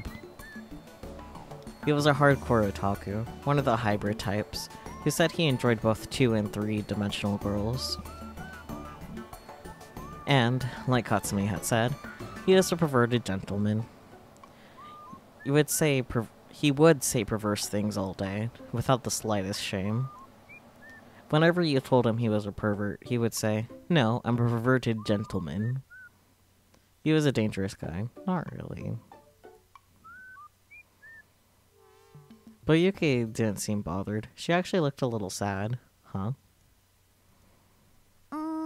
Hashida's a nice guy, but you know, I don't think he likes girls like me. Do you have a crush on him? Anyways. What? Mayuri was shocked far above and beyond her usual limit. She was so surprised she let go of her suitcase's handle and let it fall to the ground. And instead of picking it up, she started talking frantically. That's not true. Daru is, he really likes you. I'm sure of it. Mayushi guarantees it. Moi moi kyun da yo. Remember how he acted when we met him at Summer Komima? I can read. Yuki had met Mayuri 4 months ago at Summer Komima. Katsumi and Kaede had come wearing outfits Mayuri made. Kaede found Yuki at the convention hall, all by herself, and they met up. Afterward, they had gone to a party, where she'd met Mayuri's friend Itaru Hashida. Katsumi had definitely witnessed Yuki and Itaru having a friendly conversation. Ever since then, Yuki and Mayuri and Daru had become friends, and Yuki had started going to Mayuri's club, the Future Gadget Laboratory. In other words, Yuki and Itaru had been talking ever since Summer Komima. But still, Yuki chuckled sadly and shook her head. No, I can tell. He's avoiding me. So I'm thinking it's probably best if I don't go to the Christmas party. What, you don't want to meet your daughter? No. I think Hashida likes girls who are more like, oh, a little sister? And a little sister who's really strong-willed and who bosses her big brother around. His type is Ferris, as far as we know. Like, maybe Suzuha? No, no, no, no, no, no, no, no, no, no, no, no, no, no, no, no, no, no, no, no. Absolutely not. Not at all. No. Bad. In her defense, she doesn't know. But no. That's...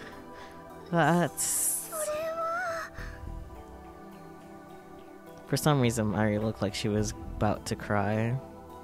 She seemed to want to say something, but couldn't bring herself to. Her lips were quivering.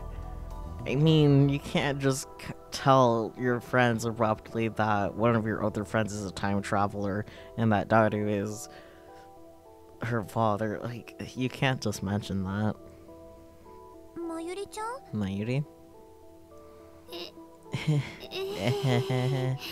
It's nothing. But it certainly didn't look like nothing. Katsumi couldn't bear to watch her anymore, and so she gave in to her impulses. Mayushi, don't make that face. You look cutest when you smile. Technically, 2 other friends are time travelers. I mean, yeah... True. That is indeed true.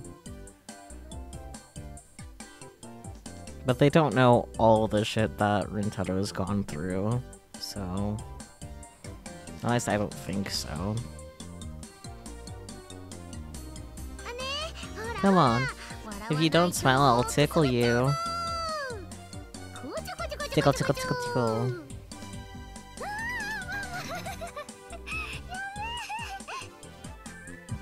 Stop. Anyways. Katsumi snuck behind Mayuri and started to tickle her under her arms.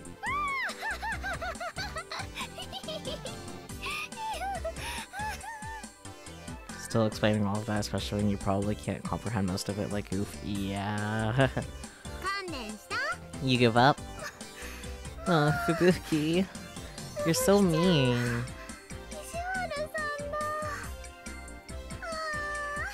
You're too cute, Mayushi. Yep. Mayuri was laughing so hard she was crying. And this time Katsumi succeeded in giving her a hug. Even though they were in public, she started rubbing her cheek against her. Mayushi, I like you. I love you. Oh dear. Hey, Fubuki. I want to take you home and lick you for— what the fuck? But that would be really bad. I don't care if it's bad. Marry me. Jesus. I can't do that. Mayuri tried to run away, but Fubuki grabbed her and started to kiss her all over. Alright. Well, that's over. I'm kind of tired. That's Mayushi's line. In the end, Katsumi kept clinging to Mayuri until they reached the station. She felt a lot better, but catching Mayuri when she tried to escape used up a lot of her energy. Yeah, they truly are millennial otakus. Either way, now that she was satisfied...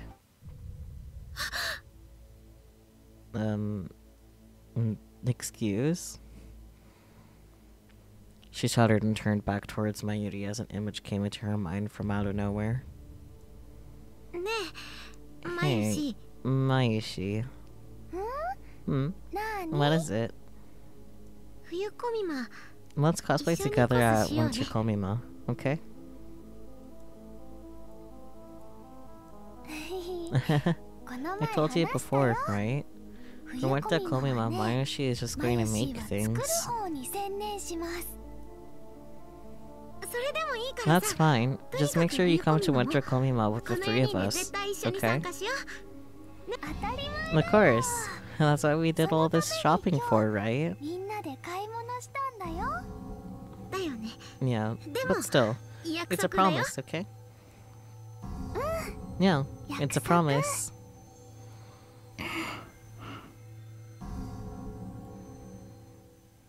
Mayuri and Yuki split up with them in front of the station since they were taking a different train. Bye bye. Good night, Mayuri, Yuki. Bye. Tutturu. Bye bye.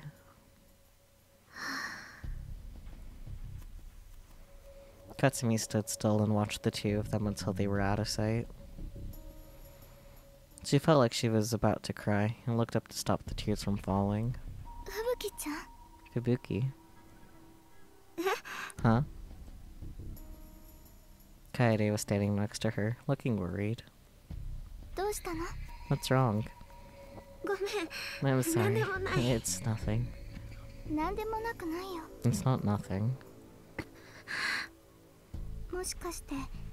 Is there something going on with Mayuri?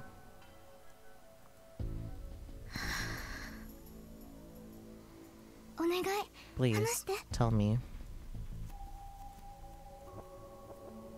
Even after Kaede asked, Katsumi wasn't sure she should tell her. There was no way she'd believe it anyway. You were more hyper than usual today. I felt really forced. You noticed? Of course I did. Katsumi and Kaede had known each other for 2 years. Since their ages were so different, they treated each other like an older and younger sister. So at times like this, Kaede was really sharp. Kaede didn't talk much, but that meant she paid a lot of attention to the people around her. Part of it was also that Katsumi wasn't good at hiding things. She just couldn't lie to Kaede no matter what. She gave up and decided to say it. Mayushi がね Mayushi. Yeah? 死んじゃうんだ She's going to die. What? 何 What? どういうこ What と do you mean? Katsumi remembered the nightmares and the things she kept saying no matter how much she didn't want to. 夢を I have these 見るんだよ。 dreams. 夢 Dreams. 夏ぐらいか They らかな started in summer, I 毎 think. 日毎日 Every night I 夢の have 中 dreams で about マユ Mayushi シが死ん dying. で Each time you そ and の I are 度 there に crying 私や and 楓 crying. ちゃんは But there's 泣 nothing い we て can 泣い do. てでも Hmm. 夕べ見た夢 The なん one だ I had last night was the 最悪だった。 worst. 私たちの目の前で Mayushi just 突然 collapses マユ right in シが front of 倒れて us, and she stops moving. 動かなくなっちゃうのその Well, マユシを Pudding ね is screaming and おか holding りさん her. が悲鳴を上げながら抱きしめ Yep, て大きな声で he's screaming so loud. ど What うしちゃっ happened た to んだろう me? 私 Why do I keep having these こんな夢 dreams? ばっかり I wish I knew. 落ち着いて Calm down, 吹雪ちゃん Fubuki. It's probably just because you're 疲れてるせい tired. やそうかな Is it really? そうなのかなだってまゆり You ちゃ saw ん Mayuri today. 今日すごく She was 元気だった fine, でしょ right? Kaede gave Katsumi a gentle shoulder hug. だから So 大 it's 丈 okay. 夫私 I don't want やだよ。 Mayushi to ま die. ゆしが死んだりしたらそんなことありえない That's わ impossible. It won't happen. 絶対に Ever. I mean, 絶対よ ever. Oh dear. Okay. Kaede's word made Katsumi calm down a little. She was glad to have an older friend like this. とにかく気のせいよ Anyway, it's just your そんな悪い imagination. こと There's 起きる no は way ずがないで something しょ that awful could happen.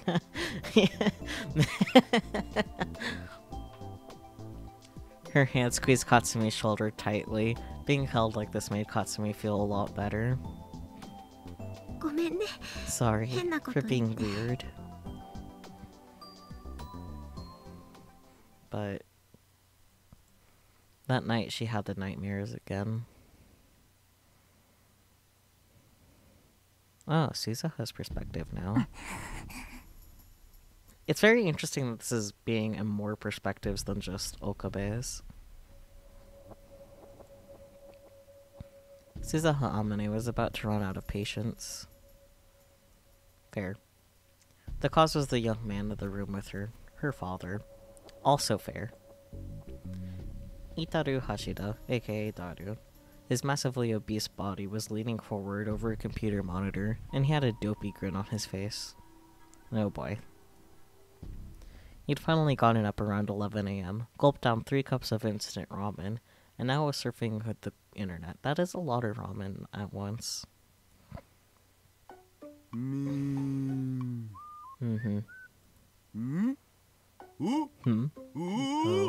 Oh? What? Wait, normies must die pee and Parthenon are husband and wife? Nobody told me about this.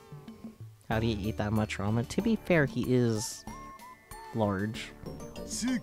And wait, his handle is normies must die. But he's a normal.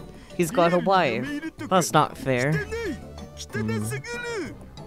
I feel like this is maybe a parody of a real event, but I don't know who or when. Yeah, I don't either.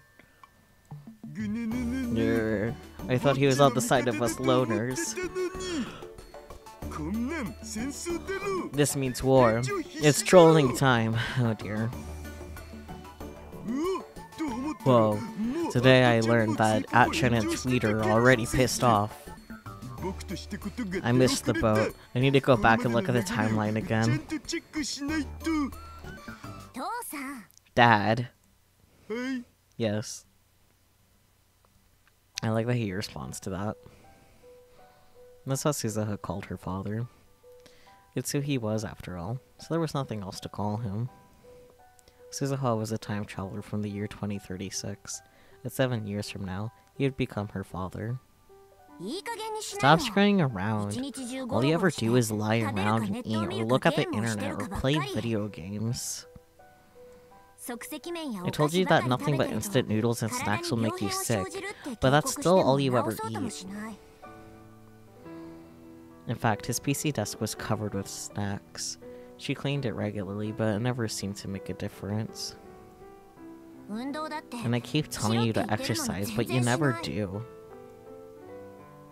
Suzuha realized she was complaining more than usual, but she had to say it anyway. At this rate, in the future... And then she realized that Tutturu wasn't even listening to her. God damn it, Tutturu. His eyes were fixed on the computer monitor. He moved his mouse out of sight, but she could still hear him clicking it. Listen to me. Suzuha approached her father from behind and put the hairspray can she'd been hiding up to his neck. Not the hairspray.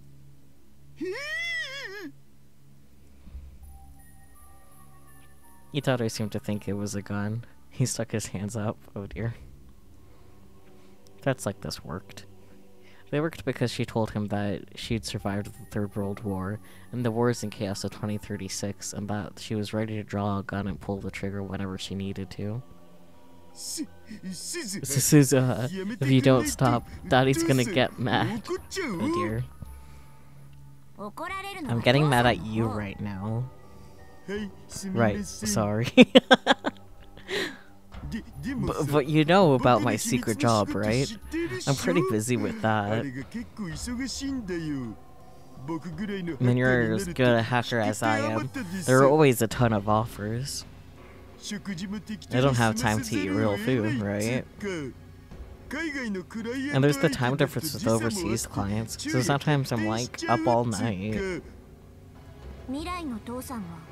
In the future, you used to say that all the time, and then Mom would always get mad at you.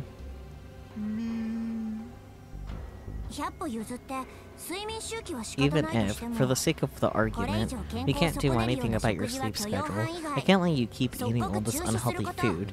You'll stop immediately. Got it? But work's hard, and so is the time machine research. I need to relax. Yeah. You just use that as an excuse to slack off. You're being a spoiled brat, Dad. Suzuha was always amazed that her dad managed to survive the future's wars. Same. But since the time machine research would affect the future, and eventually Suzuha's very presence here, she couldn't tell him to stop. Even after Rintaro Okabe stopped coming to the future gadget lab, Tutturu kept working on the time machine all by himself. Suzuha never said a word about it. If she did, it might create a time paradox. Just remember, you can't examine the time machine that came from the future to build your own.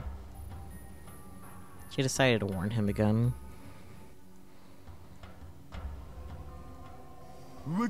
I know that, but sometimes I lose confidence. Can I really make a time machine? Of course you can. Hang in there. Okay. Suzuha took the hairspray can, off his neck. Hey, I was sure that was a gun and it wasn't. How can you trick your own dad? I'll use a real one next time, okay? Please don't. Suzuha put the can of hairspray back on the shelf. It was something Rintaro Okabe had left here when he'd lived in the lab. It was still here, since its owner never came back for it. You know, in manga and video games, it's always really cute when a girl scolds her dad. Is it? Suzuha. Can you try to say, "Aw, jeez, don't do that, Papa," in a really sweet voice if you can? Please, sir.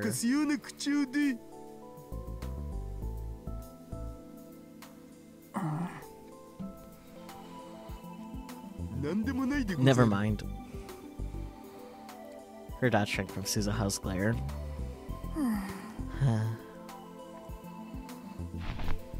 Suzuha sighed loudly and dropped herself on the sofa. She leaned back against the headrest and stared at the ceiling, then closed her eyes. What's wrong? It's nothing. You can't hide it from me. When you say it's nothing, that means I want you to listen to me, right?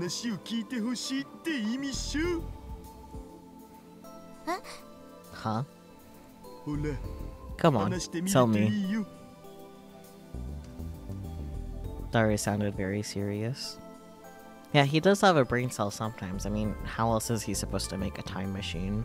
Especially without Kurisu. Suzuha's eyes went wide for a moment, but then she realized. That line. That wasn't the girl game you were playing earlier, wasn't it? That's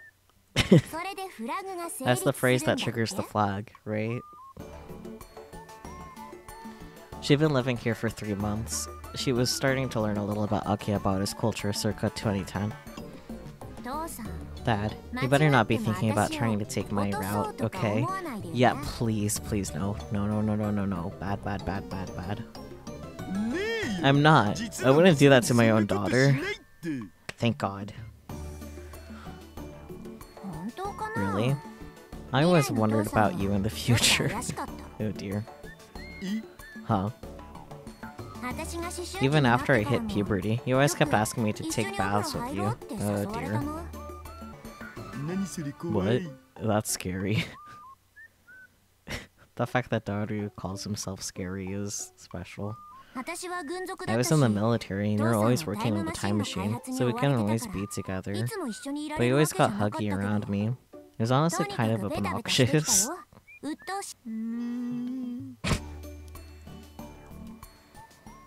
Her dad looked honestly depressed, and she realized that she'd gone too far. You always said to me, you know, this is the worst world line possible, but your birth was the best thing that could have happened. Aww. I don't want to disappoint the future you, Dad, so I need to convince Uncle Okurin, no matter what. That's cute. It's okay, I'll never be disappointed. Really? Yeah. But Uncle, he just won't listen to me.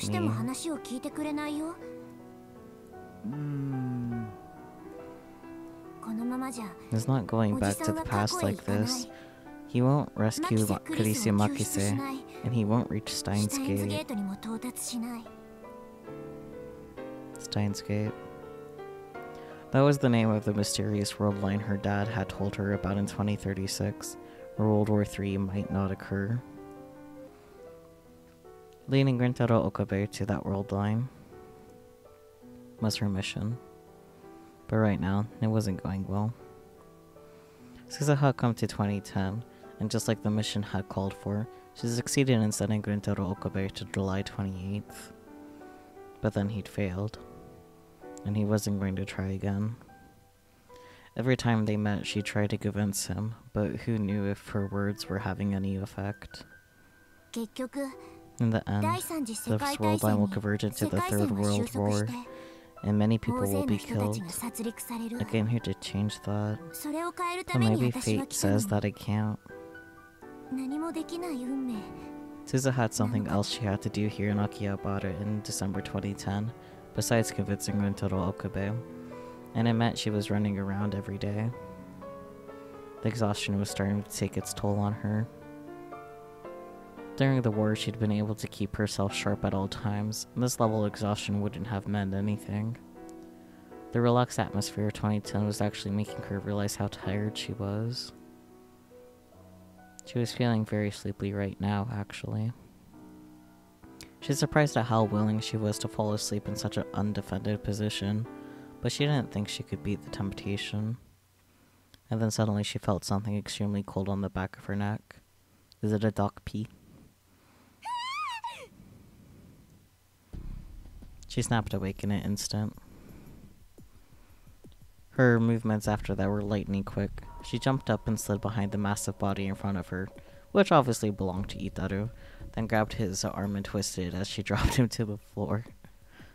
She went to draw the gun at her hip, and her hand to swipe through empty air. And then she came back to reality. Her gun was hidden. She wasn't carrying it. This isn't 2036. Poor Itaru. 2 cans of Dr. P clattered to the floor. That must have been what he'd put on her neck. I called it. What are you doing, Dad? Getting you back.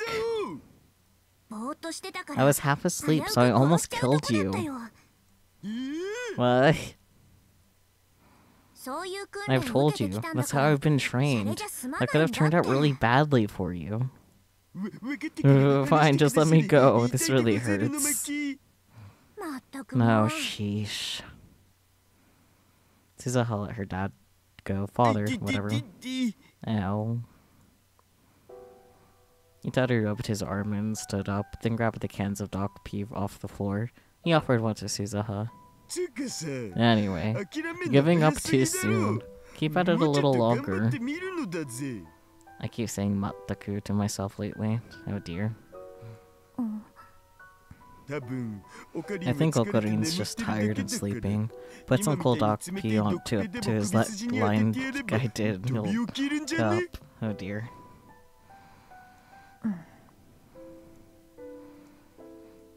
I mean, it's Okarin we're talking about. Yeah. She realized her dad was trying to cheer her up and nodded. Then she heard footsteps coming up the stairs and some slightly off-key humming. Same. Their eyes met. Just the sound was enough to tell them who it was. Hi, Suzuha. Okie dokie. Suzuha moved fast. Maybe even faster than when she knocked her father to the ground. She quickly and silently jumped behind the curtain that separated the lab's development room from the rest of it. Just as she hid beneath the desk, there was a knock at the door. Hello? Suzuha knew that voice, of course. It was her mom. She could tell from the noises that he was making that her dad was panicking. There was another knock. Mayuri? Right, I'm coming. Itaru went to open the door. Suzuha took a deep breath and concentrated her mind. She remembered the time she'd spent 3 days and 3 nights on a battlefield with no food and nothing to drink, constantly aiming her rifle at the target. She erased any trace of her presence that could give her away. Her breathing started to become shallow. Dad, don't screw this up, okay? Amanishi, you're meeting Mayashi today? Itaru came back into the room with the girl. Yes, we were supposed to practice cooking together. I feel like I kinda spoiled us by connecting the dots as fast as I did. Sorry guys. Because you would have all had a moment here otherwise. They're honestly pretty cute side by side like this, not gonna lie. Yes, we were supposed to practice cooking together. She could hear plastic bags rustling. She must have bought the ingredients. Mayashi is not here yet. I see. Maybe I'm a little too early. Miki Amane. Just as the name Anime suggested, she was Suzuha's mother in the future. In other words, the two of them in the other room were supposed to get married. Well, if you two were supposed to meet, I'm sure she'll get here eventually, right? Can I wait here? Of course. You're gonna be cooking here, right? Yes. I hope you'll do some taste testing for us, Hashida. I don't know if I want to eat Mayushi's cooking. Oh, don't be mean. Don't worry. Mayuri's gotten a lot better lately.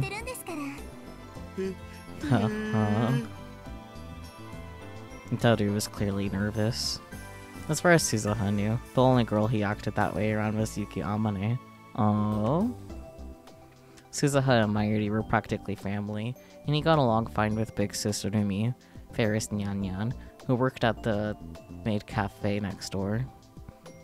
So it wasn't that he didn't know how to act around girls. But for some reason, he always acted different when she was around. She told him that Yuki would be his wife someday. What the fuck, words? It was too late to do anything about it now, but maybe that was a mistake, she thought. Is your sister not here today? Yeah. I see. Itaru Hashida's sister was none other than Suzuha herself. Around the same time Suzuha started spending all her time in the lab, Yuki had become friends with Mayuri and Itaru, and began visiting more frequently. Which meant that avoiding her was almost impossible, and so she was forced to tell Yuki that she was Itaru's little sister. But still, she wanted to keep contact to a minimum in order to keep Yuki from finding out somehow. That was why she was hiding. Oh, right. What do you think of this outfit? I just bought it.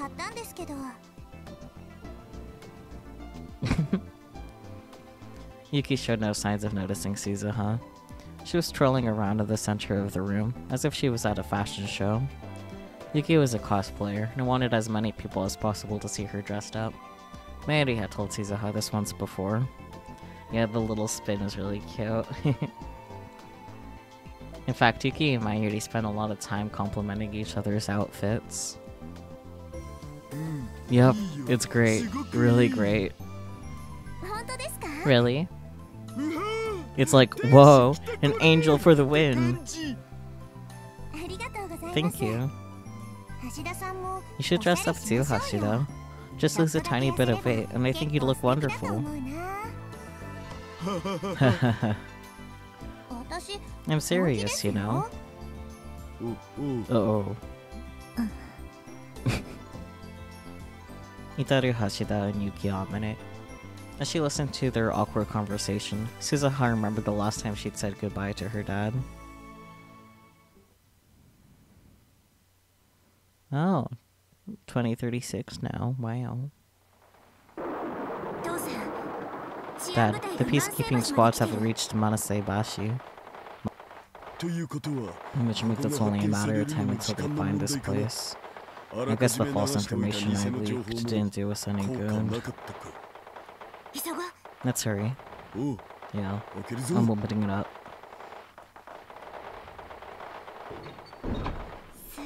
Wow. I had no idea there was a door here. Nobody will ever find this, huh? Come on inside. What is this place? Who's that? The room was almost totally empty, uncovered from top to bottom in soundproofing materials. Not only were there no windows, there wasn't even a door to the hallway. The building they were in was once a symbol of old Akihabara, before it was almost entirely destroyed by an air raid during the last days of the Third World War. Why is the tiny could he see in the future? I don't know. Only a few people knew about the secret room inside it. The biggest reason was its secret. The silhouette of what looked like a satellite, sitting in the corner. Oh, this is the time machine, isn't it? This is the time machine? Girl, you don't say. Kagari. It's dangerous, so don't get too close. I'm guessing her name's Kagari. Suzuha spoke to the little girl clutching Mayuri's hand. Most of the children in this area had skin inflammation somewhere on their body from all the radioactive rain, but she didn't. Interesting. Her name was Kagari Shina. So, Mayuri's child? Her registration form said she was 10 years old, but no one knew if that was true. She was an orphan who'd lost her parents in the Tokyo air raids when she was a baby. Nobody even knew her birthday. Aww. The name Kagari had been given to her by Mayuri, who was working at the child welfare center that had taken her in. That's kinda cute. She took it from the word Kagaribi, meaning bonfire, and hoped that she would be a light even in these dark days. Aww. It had been 4 years since Mayuri had adopted her, and her name on the registration form had become Kagari Shina. 綺麗だね。 It's pretty, mommy. Aww. そう。 Yeah, ね。 it is. Suzuha motioned for the Shinas to step back and put her right hand and right eye up to the time machine sensor. The biometrics checked, cleared, and the hatch slid open. She went inside and fastened herself into the seat. We've never done a man jump off of this length before, but the technology is just fine. Just do it like the test jumps.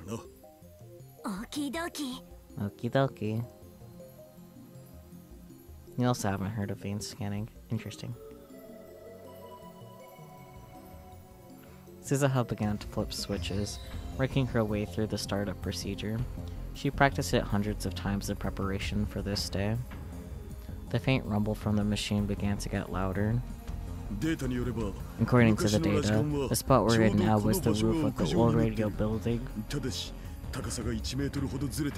There's a gap of about a meter, so when you land there's going to be an impact. 了解。 Roger. Oh, is that why? And some of them, the thing broke?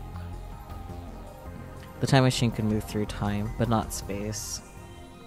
To arrive at the radio building more than 60 years in the past, not 600, Jesus fucking Christ. To arrive at the radio building more than 60 years in the past, you need to launch from right here. Even if something happens, stay calm. Remember your training. 大丈夫だよ。 I'll be fine. 私は I 父 believe さん in の your マシン machine, を Dad. 信じてるから。 Her words must have meant a lot to him, because he stuck out his lips toward her. She squished them back with her hands. 気持ち悪い。 Yeah, I read it wrong. Like, really wrong. I don't know how I added that extra zero. That's creepy. That makes me sad. Do you not like your daddy, Suzuha? 父さんがやると When you do it, it なん seems か like 下 you 心 mean があ something るみたいだ else. から。 Come on, I want to think of my own daughter that way. Okay, thank God. I feel bad for doubting daughters since he's very adamant about this, but like, you know. 最近母さんに似てきたハスハス。 So who was it who was saying you're starting to remind me of your mother, Pant? Oh dear.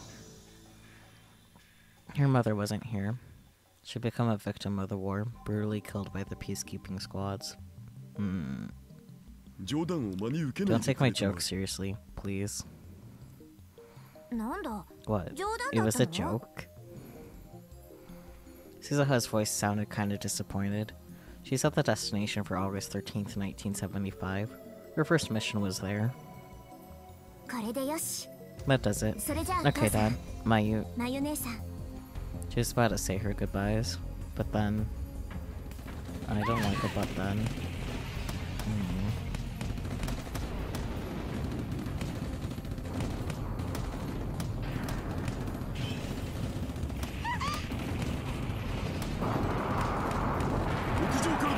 That was from the roof. They're coming in.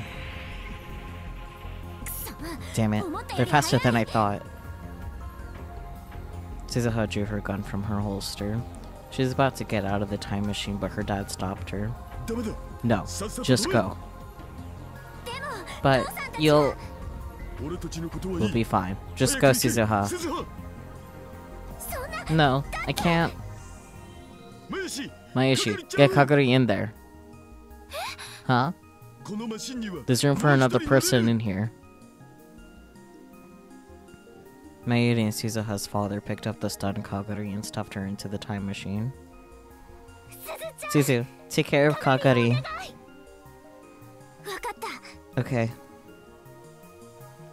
If Suzuha's mission succeeded, the world line would be rebuilt, and it was likely that the present Kaguri would cease to exist. It might have been pointless to send her. But even so, a mother wants her child to live. That's how Suzuha's mom was too.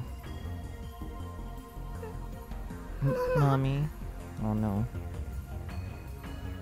Kaguri finally seemed to understand what was going on. She called out to her mom. No, I don't wanna. I don't wanna go. It's okay, Kaguri. Suzu's with you, okay? No, I wanna go with you. If you go to the past, you'll see the old me. I'll be a lot younger than I am now. I bet you'll be surprised. Mayuri handed Kaguri a tiny keychain. It's gonna be an Upa, isn't it?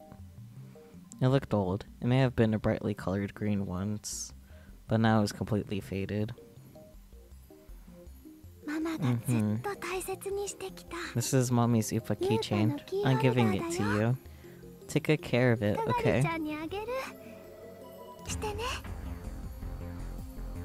Once it was pressed firmly into Kaguri's hand, she stepped back. Mayuri was smiling but weeping at the same time. No, I don't want to go. I want to stay with you, Mama. Mama. No. Kaguri, be quiet. Damn. Kaguri fell silent immediately. Even Suzuha had never heard Mayuri use that tone of voice. That's how harshly she scolded her daughter.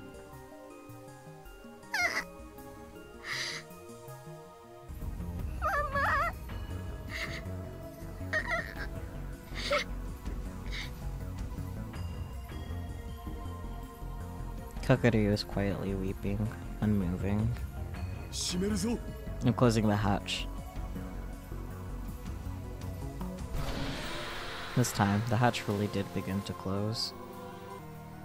The inside of the machine and the outside of it. The two worlds were about to be completely cut off from one another. Whether Suzuha's mission was successful or not, she would probably never see any of them again. Suzu, make sure you take care of Kaguri. And tell Okurin that Steins Gate really exists. Tell him, don't give up no matter what, you moron. Okie dokie. And then the door was sealed shut, and Mayuri and Itaru's voices disappeared along with the chaos outside. Dad, I love you.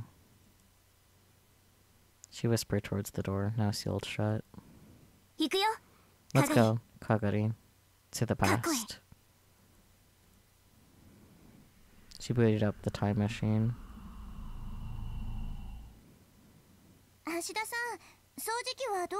Ashida, where's the vacuum? Oh no. Suzuha snapped back to reality. Yuki was getting closer to the development room she was hiding in. It's right behind the curtain. Oh crap. Behind the curtain. I'll get it. Itaru motioned for her to stop and then quickly slid into the room. As he reached down to pick up the vacuum off the floor, his gaze locked with Suzuha's as she hid under the desk. Make sure she doesn't find out, Dad. Okie dokie. Runs in the family. Did you find the vacuum? Oh, yes. Evidently, Yuki was trying to be nice by cleaning up. The place was pretty messy right now. Knowing Yuki's personality, Suzuha could imagine she'd want to clean it. Itaru grabbed what looked like a vacuum cleaner off the floor and left to the development room. What is that thing? Future gadget number 5. If you take it apart, you can use it as a normal vacuum. A vacuum's supposed to clean. If you take it apart, won't that just make more of a mess?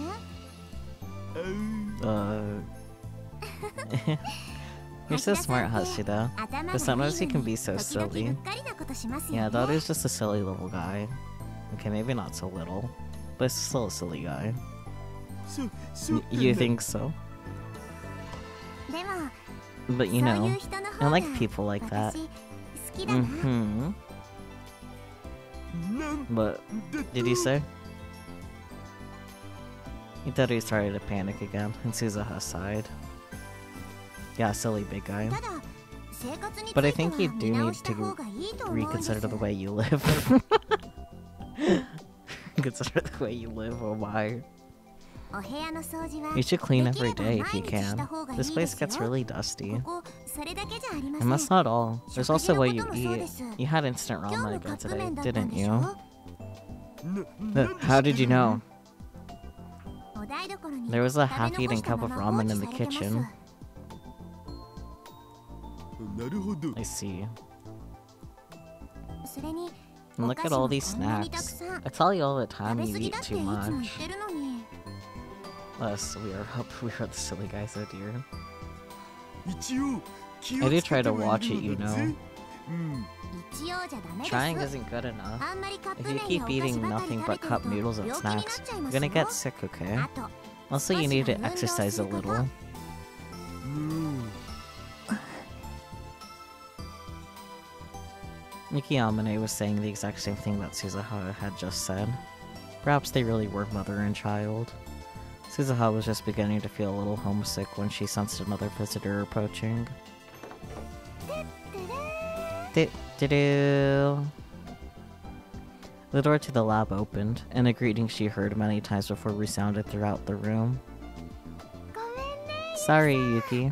I'm a little 遅 late. れちゃった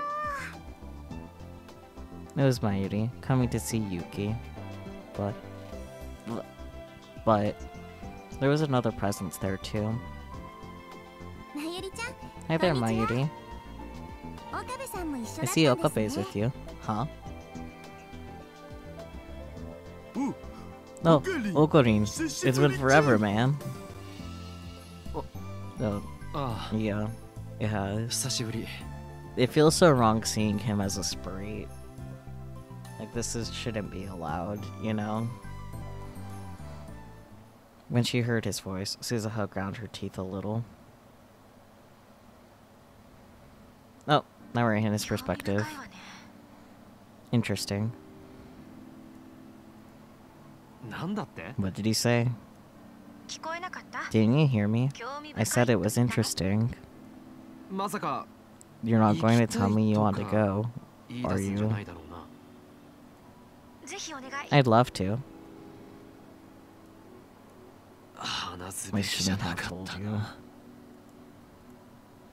I was standing in the middle of Ikebukuro with a smartphone in one hand, staring up at the sky. I've been trying to talk to the Amadeus Kurisu as much as possible lately. Sometimes I would contact her, and sometimes Kurisu would contact me. It didn't feel any different than having a friend who lived in the real world. Talking on a smartphone in a crowded place like this was a little embarrassing, but I told myself that compared to the things I used to do, it was nothing. Yeah. Amadeus Kurisu really is Kurisu? Yeah, that is the point. I chosen harmless topics for our discussion. But it still reminded me so much of talking to the old Kurisu that I sometimes forgot myself. Ugh. He's been self-aware this entire time in game, like this one.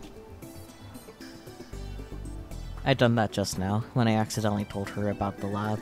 She had seized on it. あんたが今話したその So this lab you're talking オ about, リジナルの私 did は the original me ever go there? Ugh.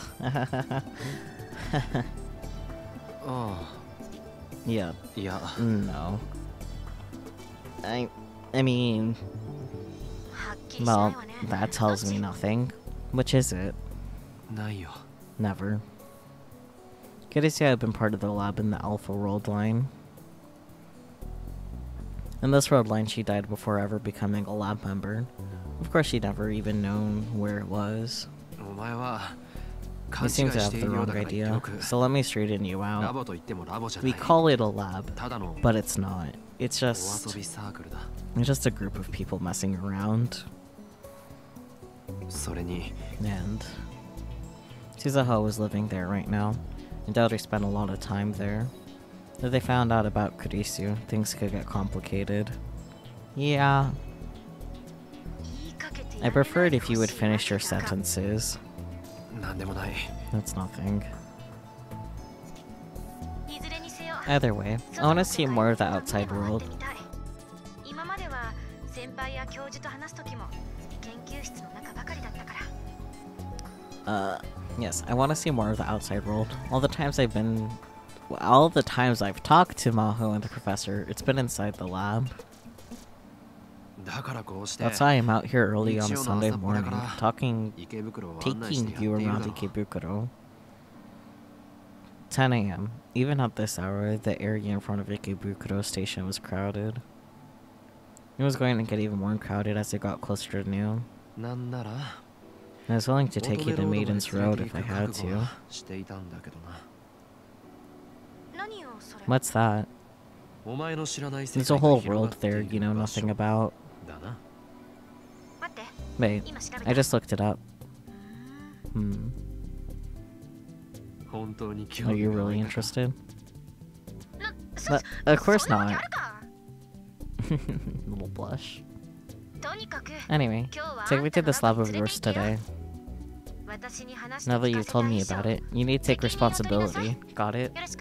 Oh my. And then she hung up. Damn. It was like I was her own personal taxi service. I mean, Kurisu couldn't move around on her own, so there was no getting around that, but... Sheesh. Just so selfish. She didn't seem to think very highly of me. At this rate, she might start treating me worse than a servant. God. The real Kurisu was one thing. Or, no. Maybe it wasn't. But being treated that way by the artificial Kurisu was incredibly humiliating. I can read so good. Wouldn't it be humiliation for all of humanity? Maybe I should do something about it, this. As I mumbled to myself. Huh? Okuni? Mayuri called out to me. She was carrying a lot of bags. It was probably materials for one of her costumes. Hey, were you just talking to someone?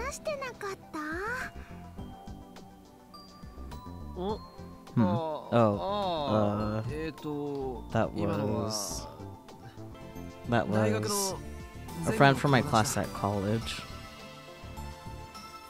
I see. So are you going to meet them today too? No, I don't have any plans for today. Are you going to work, Mayuri? Nope. I'm meeting Yuki at the lab. The lab. Was this good timing or bad timing? I know. Why don't you come with me? It's been so long. You'll get to eat Yuki's home cooking. And Mayushi's gonna try hard to make something too. How about it? Do kana.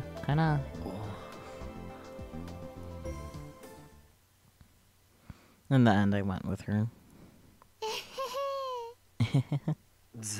You look really happy. Yep, I am happy. Mayuri had been smiling the whole time, but I was the opposite. The minute I got here, I was so nervous, I felt like I was about to throw up.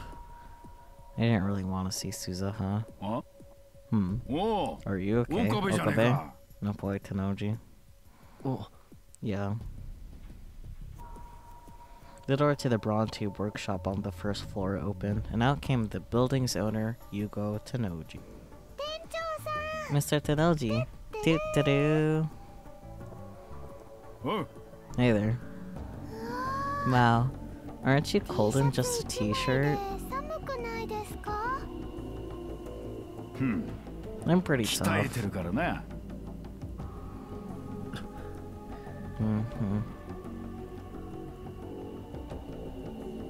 When I've been living in the lab, I'd given him the nickname Mr. Brawn. It's been a long time since I'd seen him. Okabe. その様子じゃ From the look of it, you're actually ちゃんと making 大学生 something や of ってる yourself みたい at じゃねえか。 college. どうも。 Thanks. そういえば Come to think of it, どうし how て are we handling the rent? I asked Mayuri instead of him. I used to give it directly to Noji, but... 橋田がちゃん Hashida と振り込んで deposits く the れて money るから when it's 安心 due. しな。 Don't worry. そ I see. うですか。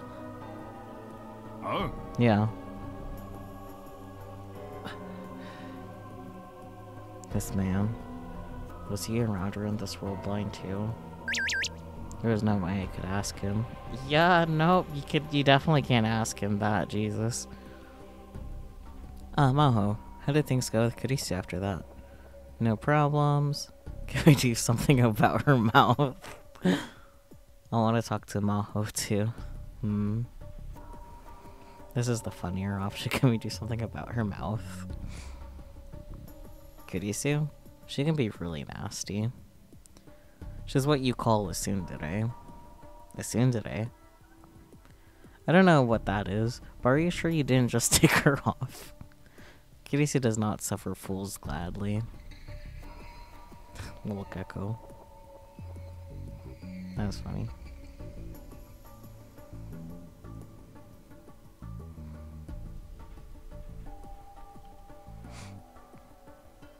Anyways, there's no way I could ask him. I can't help but be wary of him. That's why I'd started to put some distance between us. If nothing else, I'd avoided trying to interact with him. じゃあね。あんま暴れ By んな now, よ。 don't cause too much trouble. I'm gonna laugh so hard if you manage to miss all the true ending flags again. I wouldn't mind that, frankly, if I do manage to do that again. Just because, like, I'm sure there's a flowchart out there that exists for it. If anything, it'd be more frustrating if I do get out some of the flags. Because then I would have to go back and not do that. So, like, either way, there's no winning, you know? At least if I'm gonna be a completionist about it, and why wouldn't I? But I know, don't cause too much trouble. Tenochi saw that I had gone silent and went back inside. Mayuri looked over at me with a worried expression. 大丈夫？ You okay? やっぱり Sure you don't want to go 帰る？ home? 行こう Let's go. Tenochi didn't matter. What mattered was, why was I here? Did I feel like something needed to change? Or did I really want to show Kurisu the lab? I went up the stairs, still unsure of the answer. Toot-toot-doo. Mayuri went in first. Sorry, Yuki. I'm a little late. なゆりちゃん、 Hey there, こんにちは。 Mayuri. I peeked inside the room. Taru and Yuki were there. Their eyes went wide when they saw me. 岡部さんも一緒だったん I です see ね。 Okabe is with you. おう。 Oh, オカリン。 Okarin. 久しぶ It's り been じゃん。 forever, man. あ Oh, あ yeah, 久しぶり it has. I quickly scanned the room. There was no sign of Suzuha. Part of me was a little relieved. Can I come in? 入っても自分のラボで It's your own 遠慮とか lab, ねえ dude. よ。 Don't ask that. それもそう That's か true, I guess. さすがにこの状 I 況 don't で think I can call クリ Kurisu スを right 呼び出 now. すことはできなさそうだな Coward. I followed Mayuri to the lab and tried to relax my legs by sitting on the couch, but I didn't feel relaxed at all. I felt like my skin was crawling. Did you take your anxiety medicine, sir? I glanced over at Yuki. ゆきさん、 That outfit's so cute, かわいい。 Yuki. It's literally what she was wearing and whatever. まゆりちゃんにそう言 I って wore ほ it しく because て I wanted to 着て hear き you たんだ say よ。 that. いいな That's so nice. ぁ。 My she wants to wear it 着てみたい too. のです。後でお Wanna 洋服 switch 取り outfits 替えして later? みる？サイズ合う Would か I な be the right size? I'd heard about Yuki's future from Suzuha too. I still couldn't believe someone this pretty was going to marry Daru. Who the fuck is calling? Oh my god, it's Kurisu. But the... I figured you would have reached the lab by now. God damn it, Kurisu. I ran into the development room in the back, clutching my smartphone. That's where Suzuha is. You've got a lot of free time, don't you? Why are you lowering your voice? Do you not want your friends to know about me? I mean... Of course not. I hadn't even checked with Maho and Dr. Luxton to see if it was okay to tell other people about Amadeus. No, that's fine. I can figure out what's going on.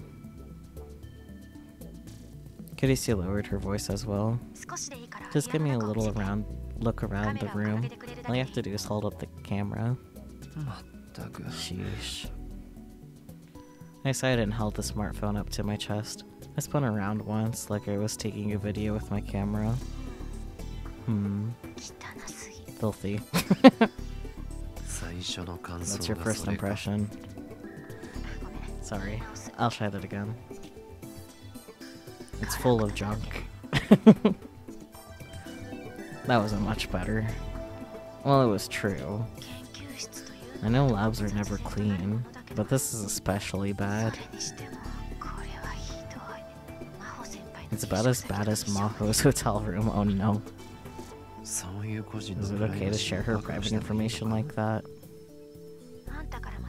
You should tell her to clean her room too. She'd bite my head off if I did that. But still.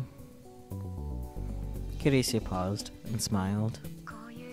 I kind of always wanted to have a shared room like this. It must be pretty nice if there are all these people here.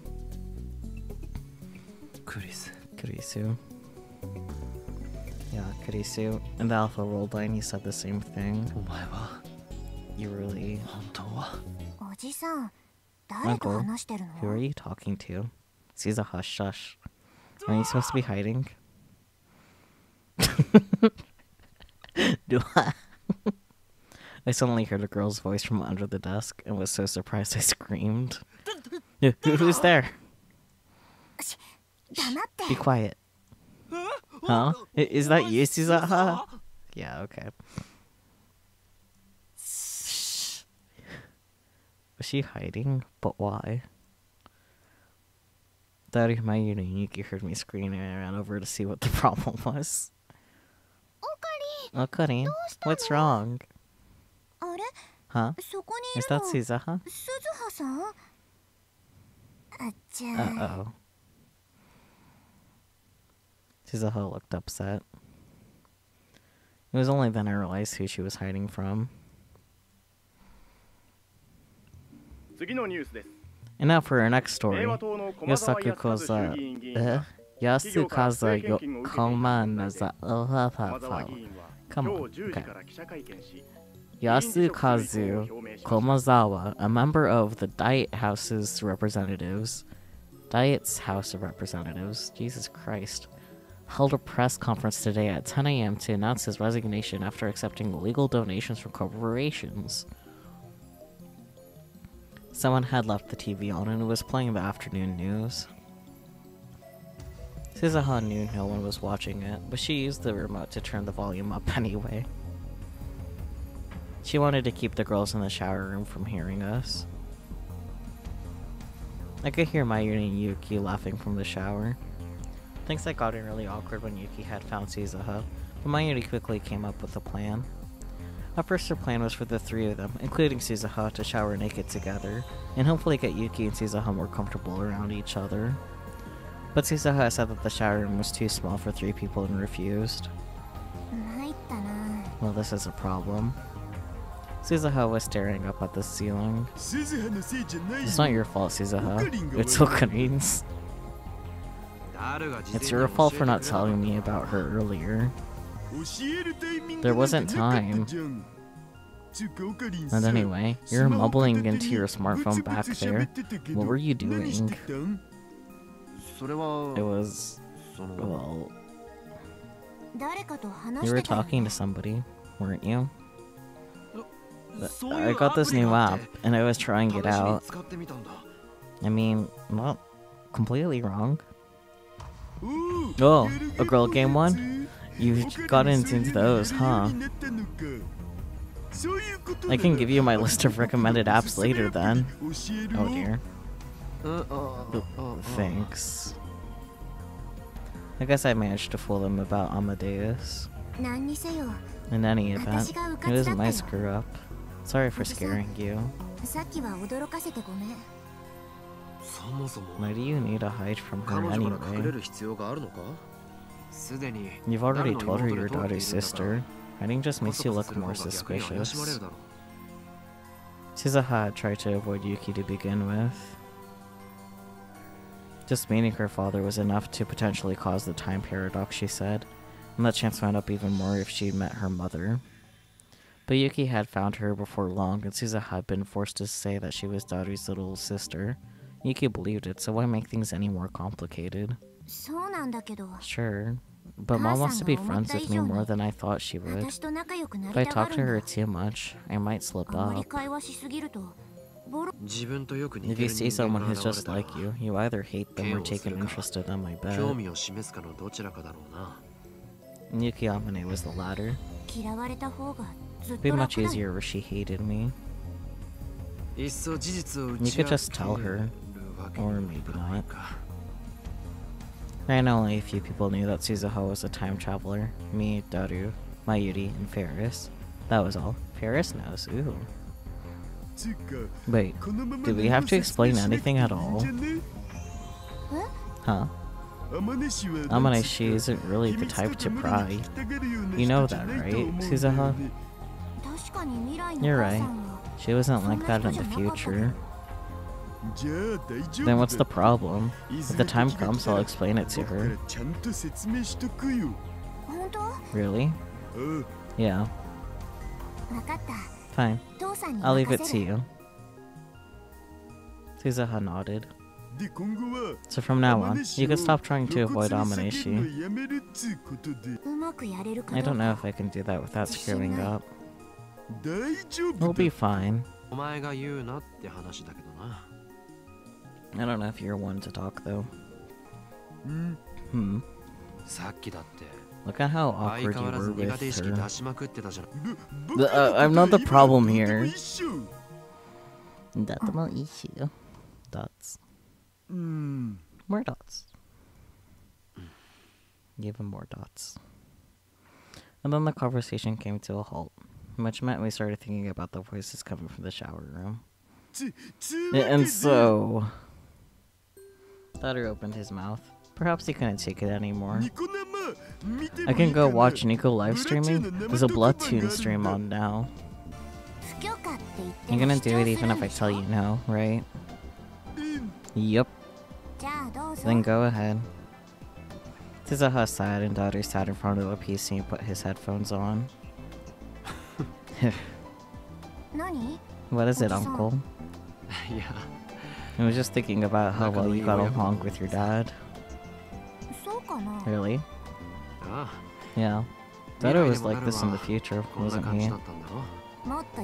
He was thinner and cooler. I can't even imagine.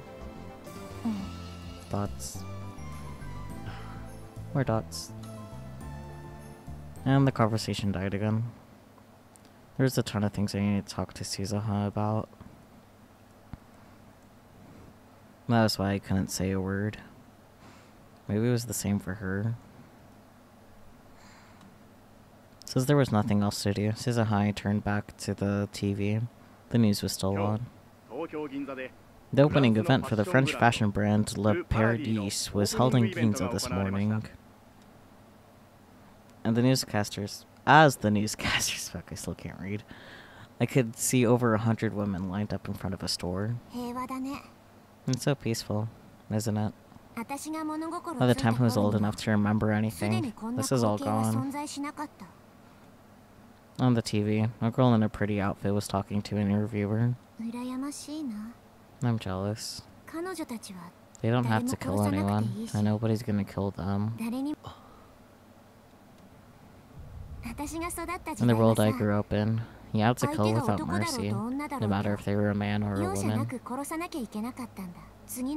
Your life could end at any moment.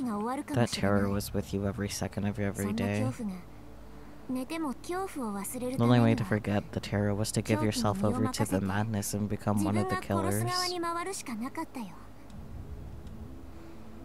That was war. That was Suzuha's life. I've been to many nightmarish world lines, but none of them were that bad.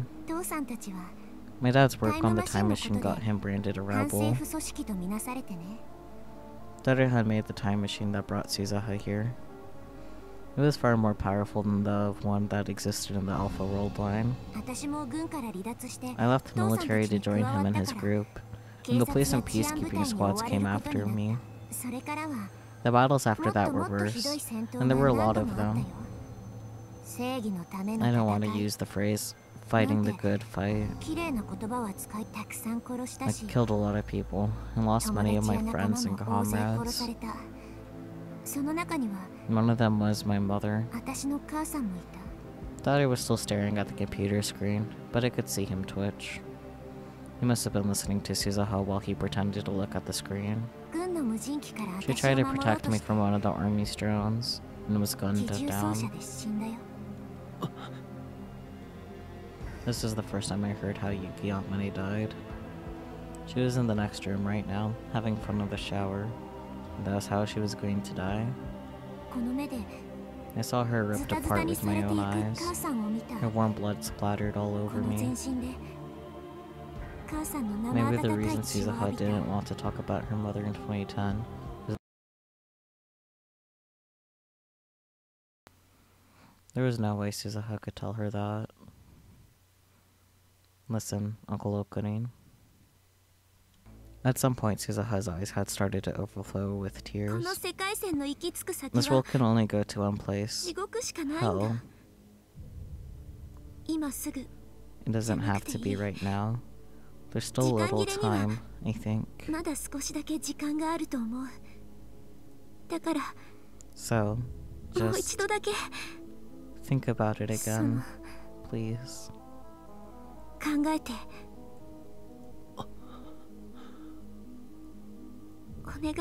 Please.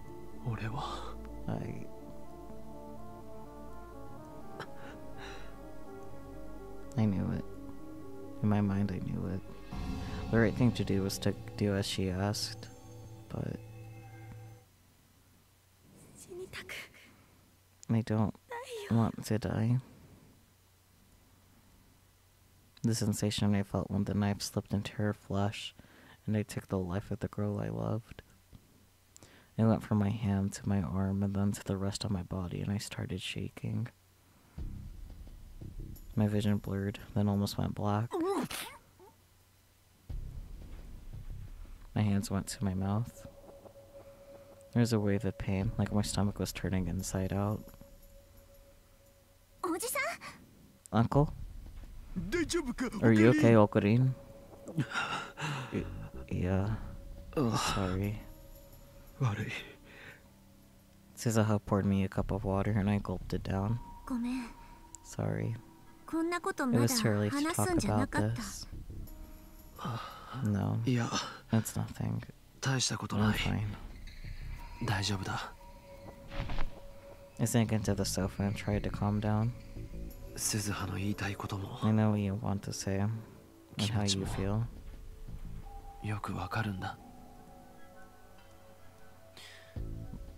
But I've gone through so many world lines. I've seen people in other world lines have their fates toyed with by the time machine. I looked straight into Suzuha's eyes. I've seen your own tragic end. 俺自身もそれに I 巻き込 never まれて realized that I'm powerless to do anything. 何もかも無力だってことを知った。 Humanity was powerless before the laws of this world. タイムマシンを使って世界 Using 線 the を time 改 machine 変 to するの change the は world line means breaking the rules of こ the の宇宙の仕組み universe. から俺たち人間が手 It's を not 出し the ていい領 pro 域じゃない。 province, of humanity. いわば You could say it's the 神の領分なん province だ。 of God. それに触れれば If we try, we'll suffer an even more 俺たちは horrible もっともっ punishment. と俺は That's what I think. そう思う。それが Is that your answer? オカリンおじさんの答えなの。少なくとも For now, I have nothing 今はな。 else. そう I see. ただの逃げだと Feel free to な tell じっ me て I'm くれて just もいい。 running away. うん No, そんなことし I ない won't よ。 do that.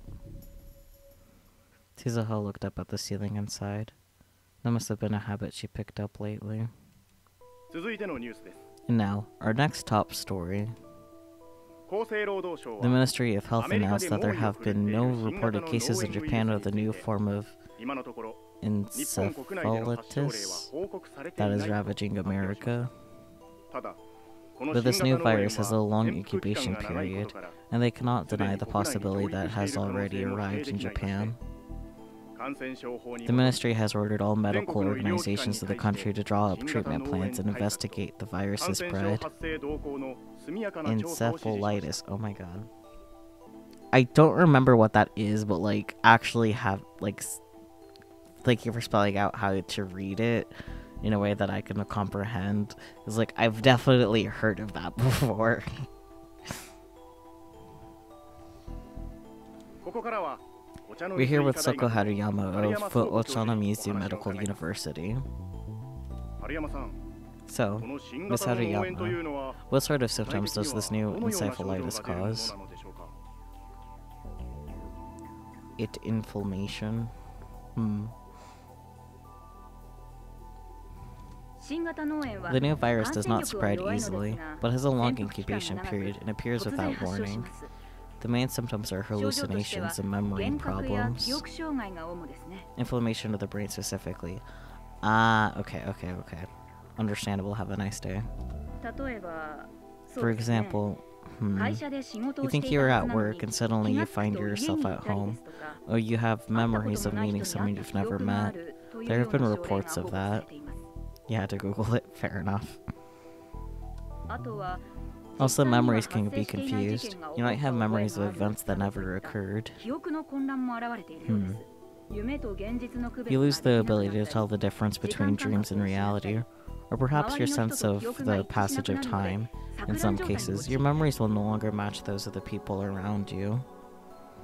You could describe it as similar to deja vu, or even the feeling you get when you're only half awake, but the symptoms are far more pronounced than that.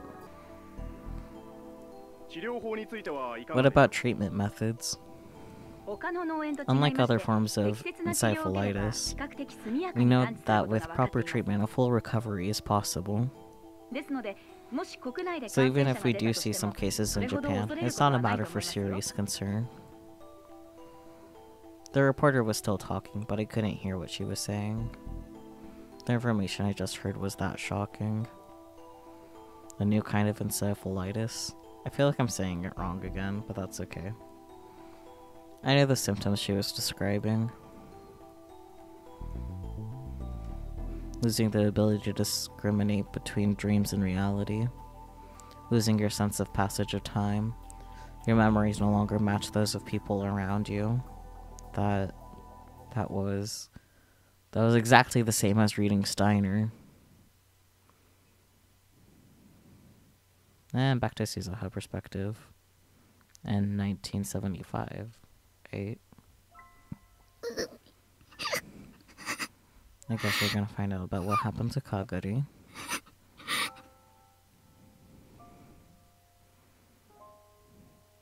The interior of the time machine smelled like metal and was covered in instruments of different sizes. The girl inside was sobbing. It had been almost an hour since Suzuha had left to go look around. She'd assumed that Kagari would have stopped crying by then, but she had no such luck. How long are you gonna keep crying? You need to get it together. Think about how big sis Mayu felt. Kagari Shina looked up at Suzuha, her face wet with tears. So don't cry. It's annoying. But Suzuha walked over to Kagari and knelt down, so that to be at eye level. She had no intention of spoiling her. Her goal was to save billions of lives, and this was her first mission. Listen, from now on I'm treating you as a member of Valkyrie. You work for me, and you're not a civilian. Lost members of Valkyrie? Hello? I don't think Shu has approved of this, but that's okay. This is the year 1975. Nobody we know is alive here. Dad and Big Sis Mayu haven't been born yet. In other words, there's no one to protect us. The only one who could protect you is yourself. Got it? Yeah. Kagari was a brave girl, and she finally realized that now wasn't the time for tears. She tried to stop crying. It wasn't working well, but was a lot better than her emotions than sobbing. There we go. She was a smart girl. Suzuha knew that. There's not a lot of time. If someone from this era finds there's a time machine, it will cause a big commotion. The machine had landed on the roof of the radio building, which wasn't a spot that people visited often. The chances of anyone finding it were slim. But in this era, they had no one to help them conceal it. That meant they couldn't stay long. She needed to finish their mission quickly and move to the next time period. If something goes wrong, can't we just use this time machine to come back? There's not enough fuel. We can't jump an infinite number of times. If it won't work when it really counts, then this is all for nothing. I see. Can you stand up? Suzuha stepped out of the machine and beckoned to Kagari. Kagari looked surprised. Her eyes were narrowed at the bright sunlight. The sky above Tokyo in this time period was too dirty to be called blue. Smoke and dust clouds filled with who know what were rising from the rows of smokestacks. It all combined with black exhaust from the cars that scurried along the ground to create a smog so thick you could literally see it. The sky above the city was covered by a veil of death. But still, it was the first clear sky that Kagari had ever seen. She'd only ever known from books and videos that the sky could be this bright. The nuclear weapons used during the Third World War had changed the weather over Tokyo, and the sky was constantly covered in dull gray clouds. The sun's light was always weak when it shone through them, and it was never this bright. When I was a kid, the sky was still like this. I don't remember much, but I remember a little.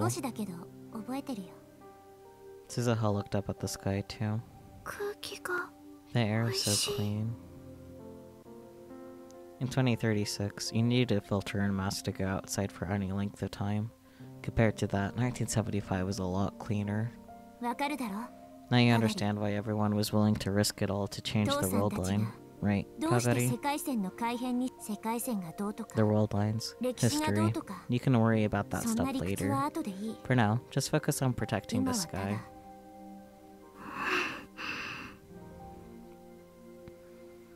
Kagari slipped her hand into her pocket and took out the faded green Upa keychain. She stared at it with a sad look on her face. She was probably thinking about Mayuri, her mother, and she was probably trying to understand what it meant that her mother had put her inside the time machine. Suzuha decided that Kagari was alright now, and closed the hatch on the time machine from the outside. The lock flipped on automatically. The one person who could open it now was Suzuha, whose biometrics had been loaded into the system ahead of time. Even if someone did find the machine, it would be a while before they found out what it was. Kagari, look at this. Suzuha handed her a printout of a photo. これ何？ What is this? IBM A retro PC called the IBM 5100. None of the ones in our time still worked, but here we should be able to find a working one. Our first mission is to split up and find it. Yeah. We can communicate with this. She handed Kagari a small transceiver. I was told it doesn't have a very long range, so don't expect too much from it.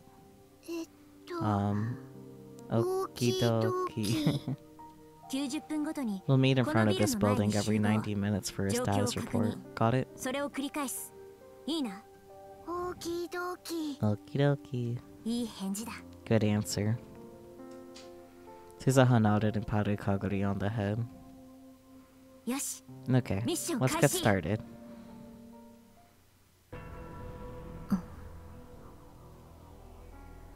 Suzuha was on the top of the radio building in 2010 looking down. 35 years. Huh. That's how long ago it had been in real time since she's spoken to Kagari here. From her perspective, it had only been a few months. The view from up here had changed a lot since then, and the next 26 years it would change even more. She'd seen for herself how this building changed over a span of 61 years. The thought didn't make her feel sentimental. Instead, she felt the loneliness and fear that comes from having a past not shared with anyone else. Using the time machine to change the world line means breaking the rules of the universe. Until Okabe's words flashed through her mind. Still, lately, she'd been thinking more about Kagari. She'd been searching the city at regular intervals. She was looking for Kagari Shina. She didn't even know if she was in Tokyo. She had no clues. She didn't even know what Kagari looked like now. So maybe it was a waste of time. Even so, she had to find Kagari herself. But she hadn't had any better luck today. I see, so Kagari is missing. She turned around and looked toward the time machine. She would come here every day. Her primary reason for coming was to see if her father, Tutturu Hashira, had been here. Anytime she let her guard down, he would come to try and examine it. She told him it would cause a time paradox, but he didn't listen. She needed to keep constant watch. To be honest, she had a lot of things she had to do. And then she heard the metal door to the roof open. Was it her dad? She squinted into the darkness, but the person she saw was much smaller than Itaru, and had cat ears coming out of their head. Ferris? Ferris! Meow, there you are. Suzu-nyan, good evening. Oh, it's you, big sis Rumi. Ferris Nyan had a spring in her step as she approached Suzuha. He's Rumi. I'm Ferris, Nya. Your big sis Rumi. Ferris's real name was Yurumiho Akiha. Yes, the fluffy cat paws. She was Daru's friend and had helped them in many different ways in 2036.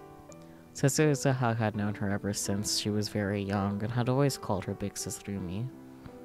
For whatever reason, in this era, she always wanted to be called Ferris, though. When Suzuha asked why, she simply responded, "Ferris is Ferris, Nya," an answer which meant nothing to Suzuha. Nobody was in the lab, so we thought you might be here. Guess I was right. Here, I brought you a snack. It's leftovers, though. Ferris showed her a cake box with the logo from the maid cafe where she worked, May Queen Nyan squared.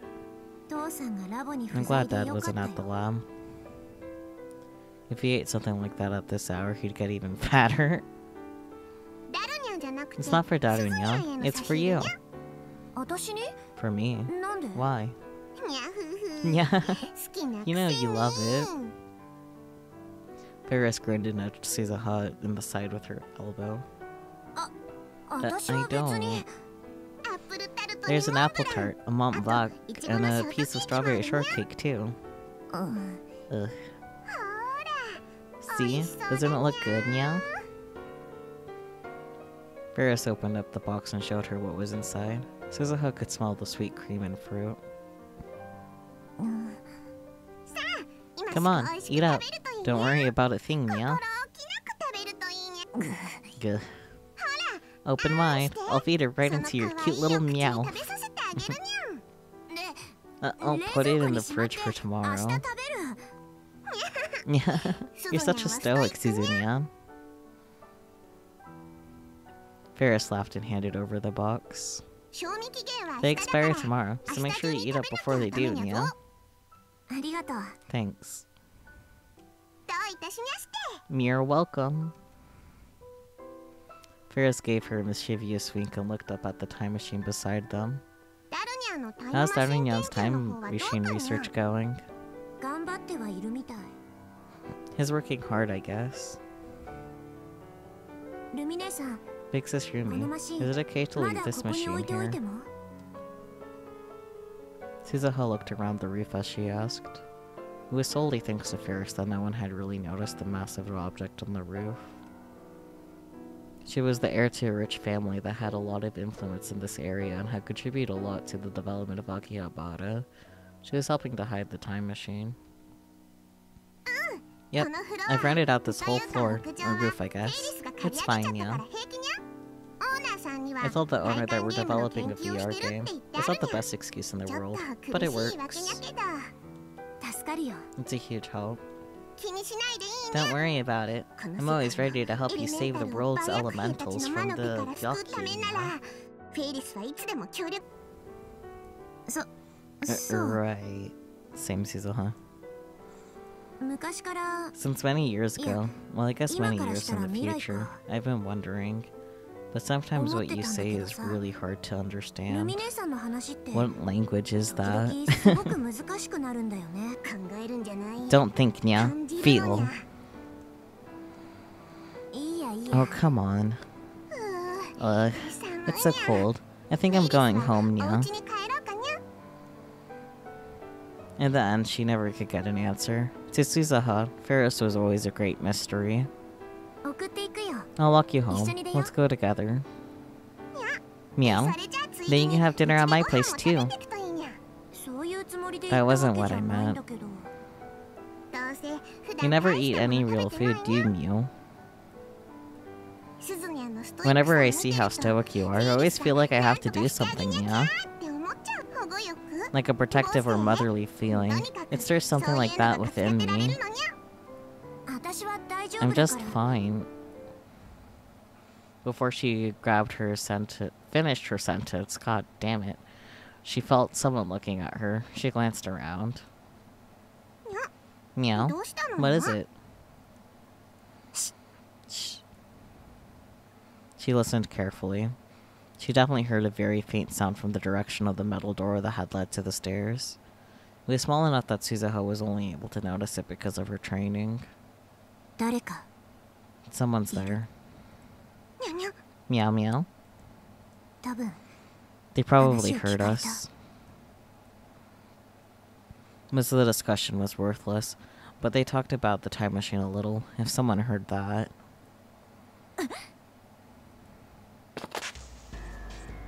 Suzuha yanked her gun out of her jacket and in an instant ran towards the stairs as fast as she could. She heard someone running down the stairs as soon as she did.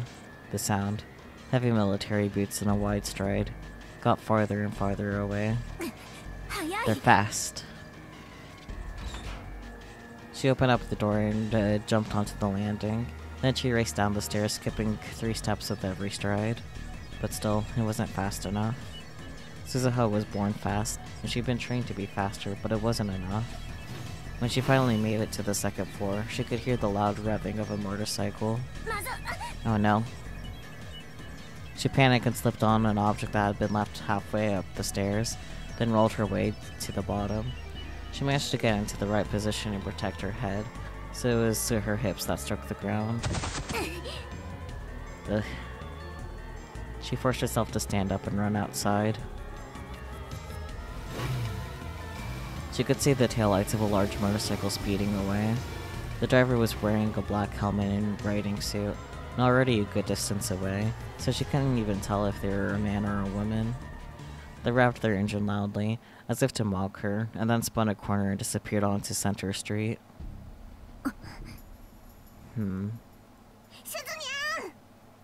Suzunya? A little later, Ferris caught up. Are you okay, Nya? They got away. You should put that away, Nya. Oh. She put the gun in her hands back in her jacket holster and brushed away the hair and sweat that had stuck to her brow. Who was that, Nya? I don't know. But they weren't a civilian. They've been trained. Trained? Was there anything on the stairs? A bag, Nya. It was right where I couldn't see it. They probably dropped it deliberately, and they revved their engine right when I was coming by it. I fell for it. You mean it was a trap, Nya? Only someone with special training could do that on a moment's notice. No one else could. Shizuha glared into the direction the bike disappeared and started to think. Who was it? CERN? There was an unofficial CERN group, the Rounders, that were searching for the IBM 5100s in Akihabara. Rintaro Okabe had told her that. But he had only encountered them in another world line. I don't know who it was, but it's clear that someone other than us knows about the time machine. Was it that they knew about it but weren't going to do anything more? Or did they tend to steal the time machine from her? Since she didn't know, she had to assume the worst, or she wouldn't be prepared to deal with it. She looked up to the sky and sighed. It was becoming a bad habit. Hey, Big Sis Rumi. Don't tell Uncle Ocarina and the others, okay? Meow. Why? If Uncle Ocarina knew about it, he might say it was too dangerous and that we had to destroy the time machine. You know? Yeah, it's true, but... Yes, Nyande. I'm going to protect the time machine, no matter what. I need to take Uncle Ocarina to the entrance to Steins Gate. That was the promise I made to my dad. It's all the people who sent me here. Suzunya. Alright, Nya. In exchange, just make sure you tell Daughter, Nya.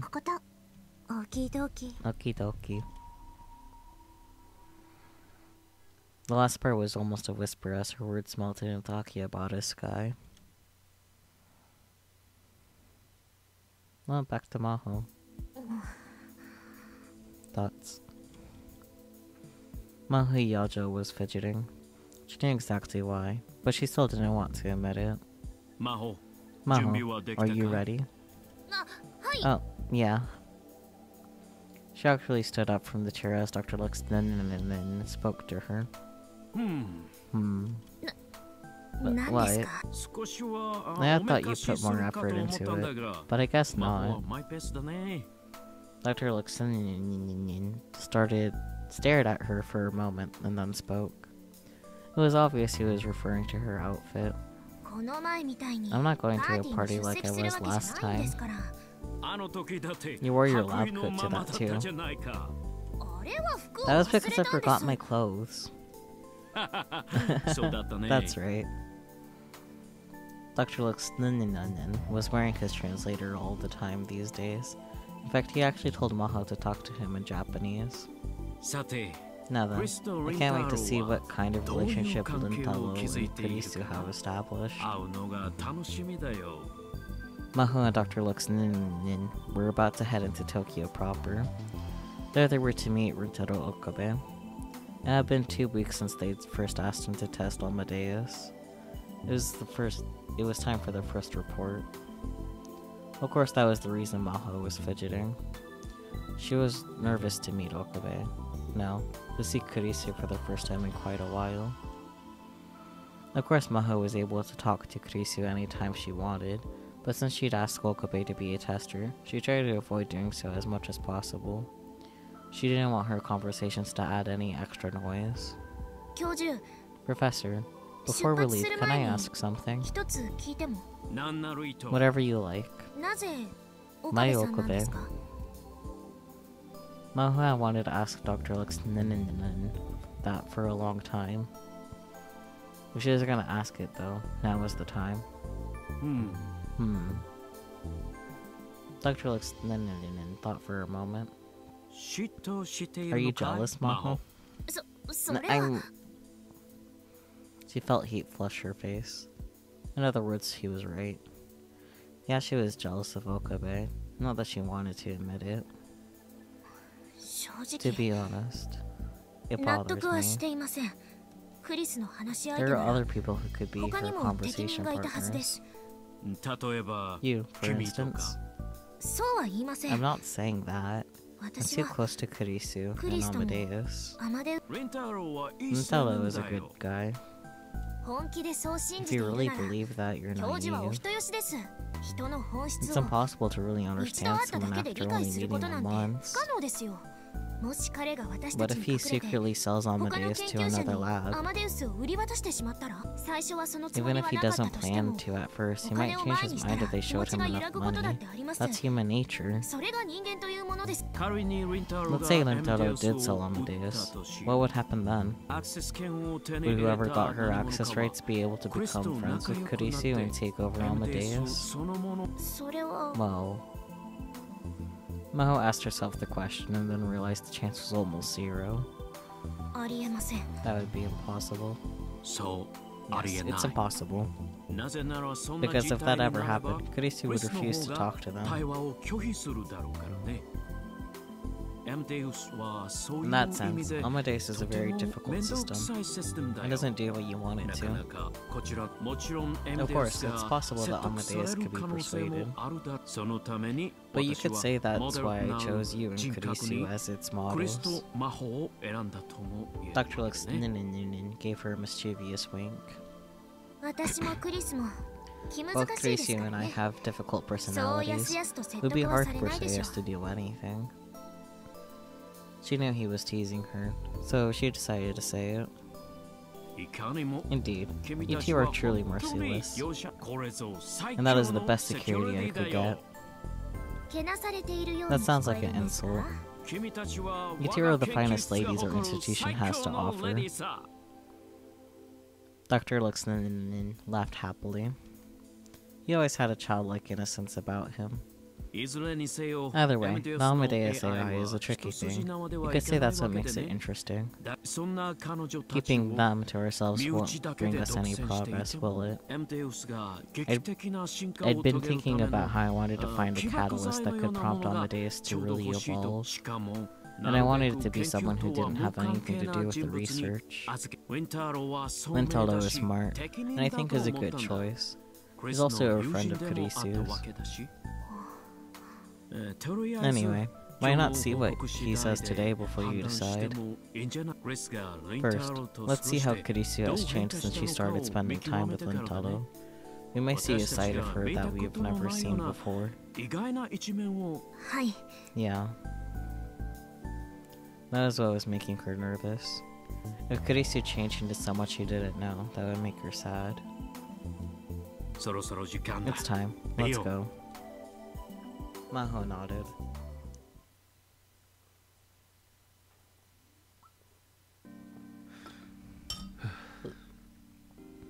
Thoughts. I walked onto the grounds of Yonebayashi's shrine and quietly took a look around. Several cats were sunbathing beneath the cold winter sky, but there was no sign of anyone else. Likako wasn't back from school yet. Okay, I could talk to Kurisu without anyone staring at me here. I was supposed to meet with Dr. Luxninen and Maho after this. Before that happened, I wanted to confirm something with Kurisu. I decided to start the app.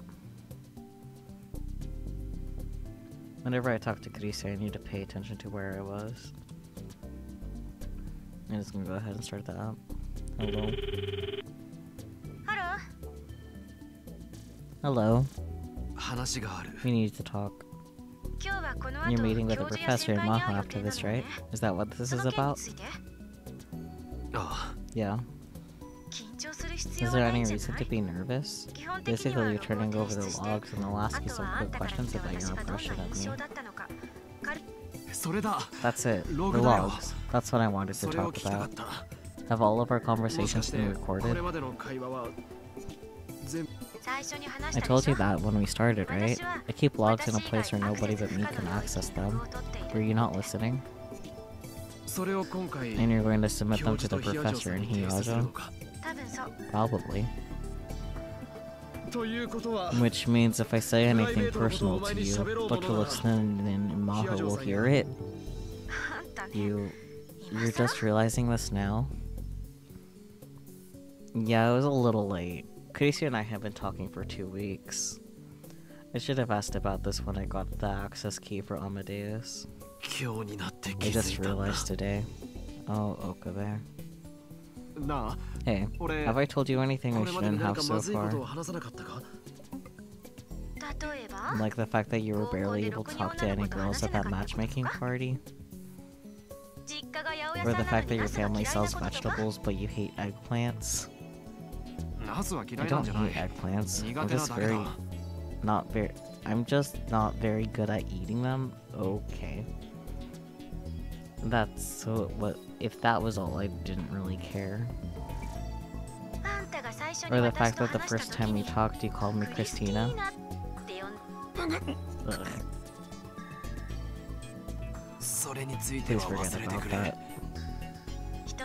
Human memories are ambiguous, and as time passes they become more subjective and tend to be compressed into a single narrative. Regardless of whether the memory is a good or a bad one, it's commonly to only be able to remember words that left an impression, and that impression will often alter your memories of the surrounding conversation. Huh? What was she talking about? I'm not saying that's a bad thing, that's just how human memories work. But Amadeus isn't a human. It's an incomplete AI, still in the research stage. This is a big problem for Maho and the professor, but actually, Amadeus still can't perfectly replicate the ambiguity of human memories.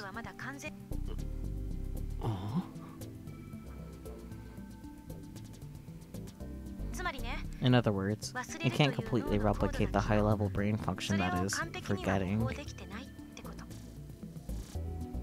Huh? But at the ATF seminar, Dr. Luxton said that Amadeus would forget unneeded information. Yes, I do forget things, but remember what I said? I record things in a log, like it's my secret diary. So in the end, all the information is still kept there, and if I load that, all the data I should have forgotten will come flooding back to me. Okay?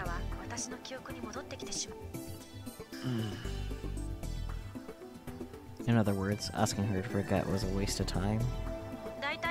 Another plan would be to delete my logs, but those are my backups, so that's not happening. Even if I could delete one area, the result would be the same. It would analyze the surrounding conversation and automatically reconstruct the missing portion. If you want to alter my memories, you'd have to mess with the primary program. I didn't have that level of access, and I didn't understand how the program worked at all. So basically, until I told Kurisu why I called her Christina, she was going to keep asking. What a pain. So, why Christina? You really don't give up, do you? I'll hang up right now if I have to. Even if you run, as I've just explained, I won't forget. The more you try to change the subject, the more interested I get, you know? Or is this a ploy to get me to pay attention to you? You're the one who wants attention. You called me in the middle of my university lectures. And not only that, you message me all the time on Reddit. Yeah, that is why they're all stickers. It is cute. I'm honestly really happy that there's like an actually valid explanation for that. But anyways, like, you got too much curiosity. If you keep poking your head into things, one of these days you're gonna regret it. A scientist can't function if they're not curious. She got mad at me. If you're that interested in why I call you Christina, why not come up with a theory yourself? I have a few, actually. Listen to these. She's really into this. Theory 1. You've got a crush on a Hollywood actress named Christina. That doesn't make sense, but okay. You think you got the looks of a Hollywood actress? Looks don't matter. It's how you feel closeness to someone with the same name. So this is what you're saying, in other words? Rintaro Okabe feels close to me. It's just an example. Don't try to read too deep into it. It's a joke. Whenever I talk to Kurisu, I always wanted to tease her. I needed to watch out. Theory 2. He wants to date a foreign girl named Christina. Given your terrible English ability, this one is out of the question, huh? It's possible that I dated a blonde babe who also spoke fluent Japanese, isn't it? Did you? Silence is an admission of defeat. Sorry. Theory 3. You knew the original me, and called her that either directly or indirectly. This is also unlikely. If you called me that, I know what I'd say. Stop adding Tina.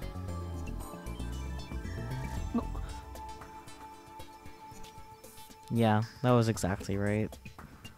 That's exactly what Kurisu said. But I didn't stop because I was embarrassed. The genius named Kurisu Makise was the person I always wanted to be. What do you mean? I couldn't bring myself to say her name, so I came up with a nickname to hide my embarrassment. Embarrassment? Yeah. Not just with the original either. It happens when I'm talking to you, too. Me? I mean, I've never talked to a girl inside a monitor before. What? Well, thank you.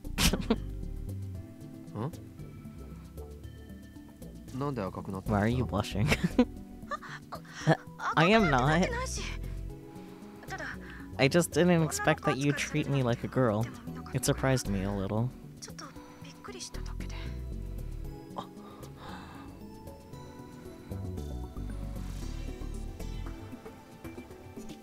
Even that reaction was just like Kurisu.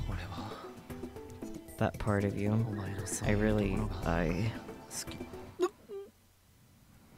I shuddered.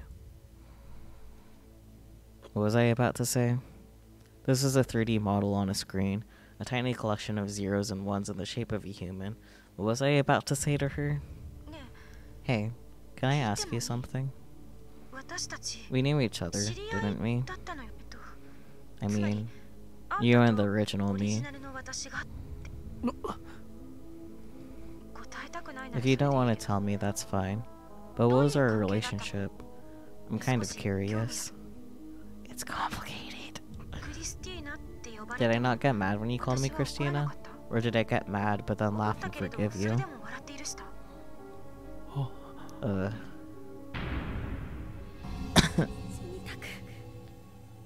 I don't want to die. I was hit with a violent urge to throw up. I could see Kurisu in front of me, covered in blood. She was looking at me, her eyes cold. He killed me. What's wrong? Hey, you've gone pale. I touched the smartphone and ended the call. Then I became too dizzy to stand.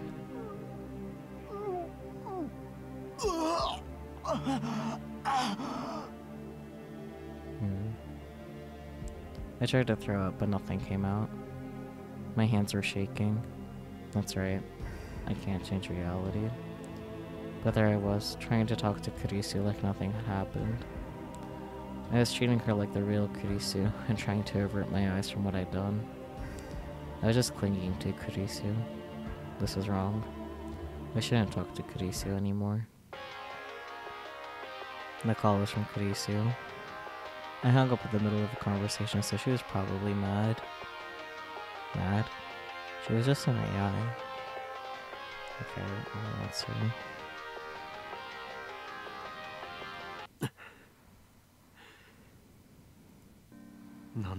What is it?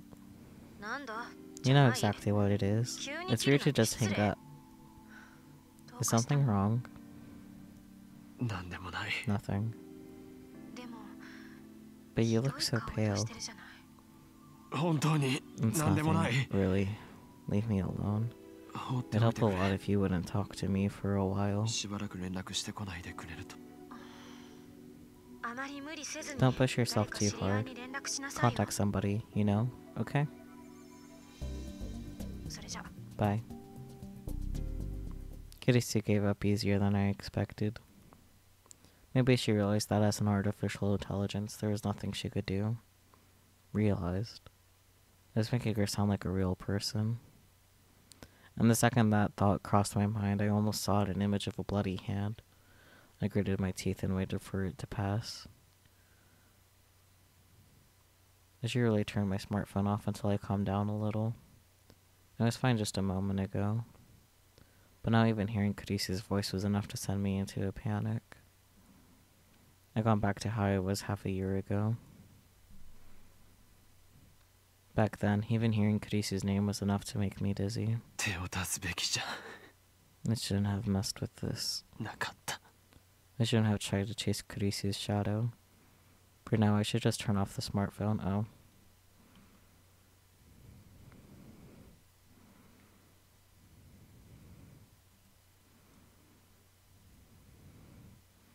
The phone went silent. I slowly stood up. If Luka saw me like this, he'd worry. I should get out of here. I was staggering a little, but I could walk. I felt very thirsty. Same, though. I gulped down an entire bottle of mineral water and caught my breath. Why are you drinking water? I was like, totally expecting you to say Doc P. Hello? There was still a little time before my meeting. I wanted to get some air up here and recover a little. I looked down over the scenery below the bypass. God, overpass. I can't read. The city was in the Christmas spirit. The atmosphere was charged with excitement. It was the exact opposite of me. I took more deep breaths. I still felt like I wanted to throw up. It is indeed 1 a.m. I was getting a headache too. If I went to Dr. like this, I'm sure I'd worry him. And then I realized that the two girls coming up the stairs were looking at me. I peered into the late afternoon darkness to try to make out their faces. One of them, the girl with the short haircut, waved. I knew it. It's okay. The little chat. Like the text box, girl with the short haircut. Girl with the long hair. Hi there. Oh, you're Mayuri's マユリの friends. 友達の They were Mayuri's friends and fellow cosplayers. I think their cosplay names were Kaede and Fubuki. I didn't know their real names. Which was Kaede and which was Fubuki again? 大丈夫ですか？ Are you okay? 具合 You don't 悪 look そ so うですけ good. ど。あ I'm あ fine. 大丈夫 If I made them worry here and they talked to Mayuri, it would cause a big fuss. I didn't want her to worry about me when she didn't have to. I shouldn't have come back to Akihabara anyway. I'd run into people I knew just walking through town. I should have gone toward Kanda when I left the shrine. オカリンさんって You い always つ look も like you're なんだか hurting 辛そう somehow, に見えま Okarin. す。そう Do I? そうだよ、 You do. ふぶきちゃん。 Fubuki. そんなオカリン And さ when んを見て Mayushi る looks at you, she looks like マ she's ユ in シ pain も辛 too. そうで、私も And when I オカリンさん see と her マユシ looking の at こと you, 見 I て feel る like と I'm going to cry. 泣きそうになって、私 Wait, what am I 何言ってんだろ saying? う。 This Fubuki girl must really care about Mayuri. I felt a little better after hearing that. あの、 オカリンさんの好きな人 Who's っ the て girl you like? 誰ですか？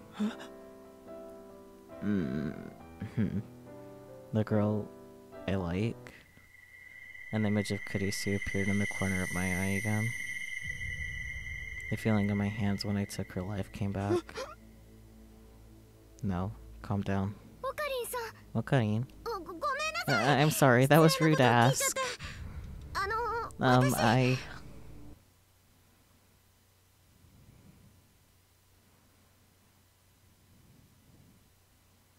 .06. Okay, so we're in the next chapter. Yeah. We're out of closed epigraph, so we're in a new chapter. Which means we can finally end. Yay. Like, not to yay, because I do love Steins Gate, but it's like past 1 a.m., so I'm like, But thank you guys for sticking around for some Steins Gate. I can't think, no thoughts, head empty, still can't read. I actually finished editing the video, so this is very similar to how I ended the last one, but without further ado, good night, farewell, bye-bye.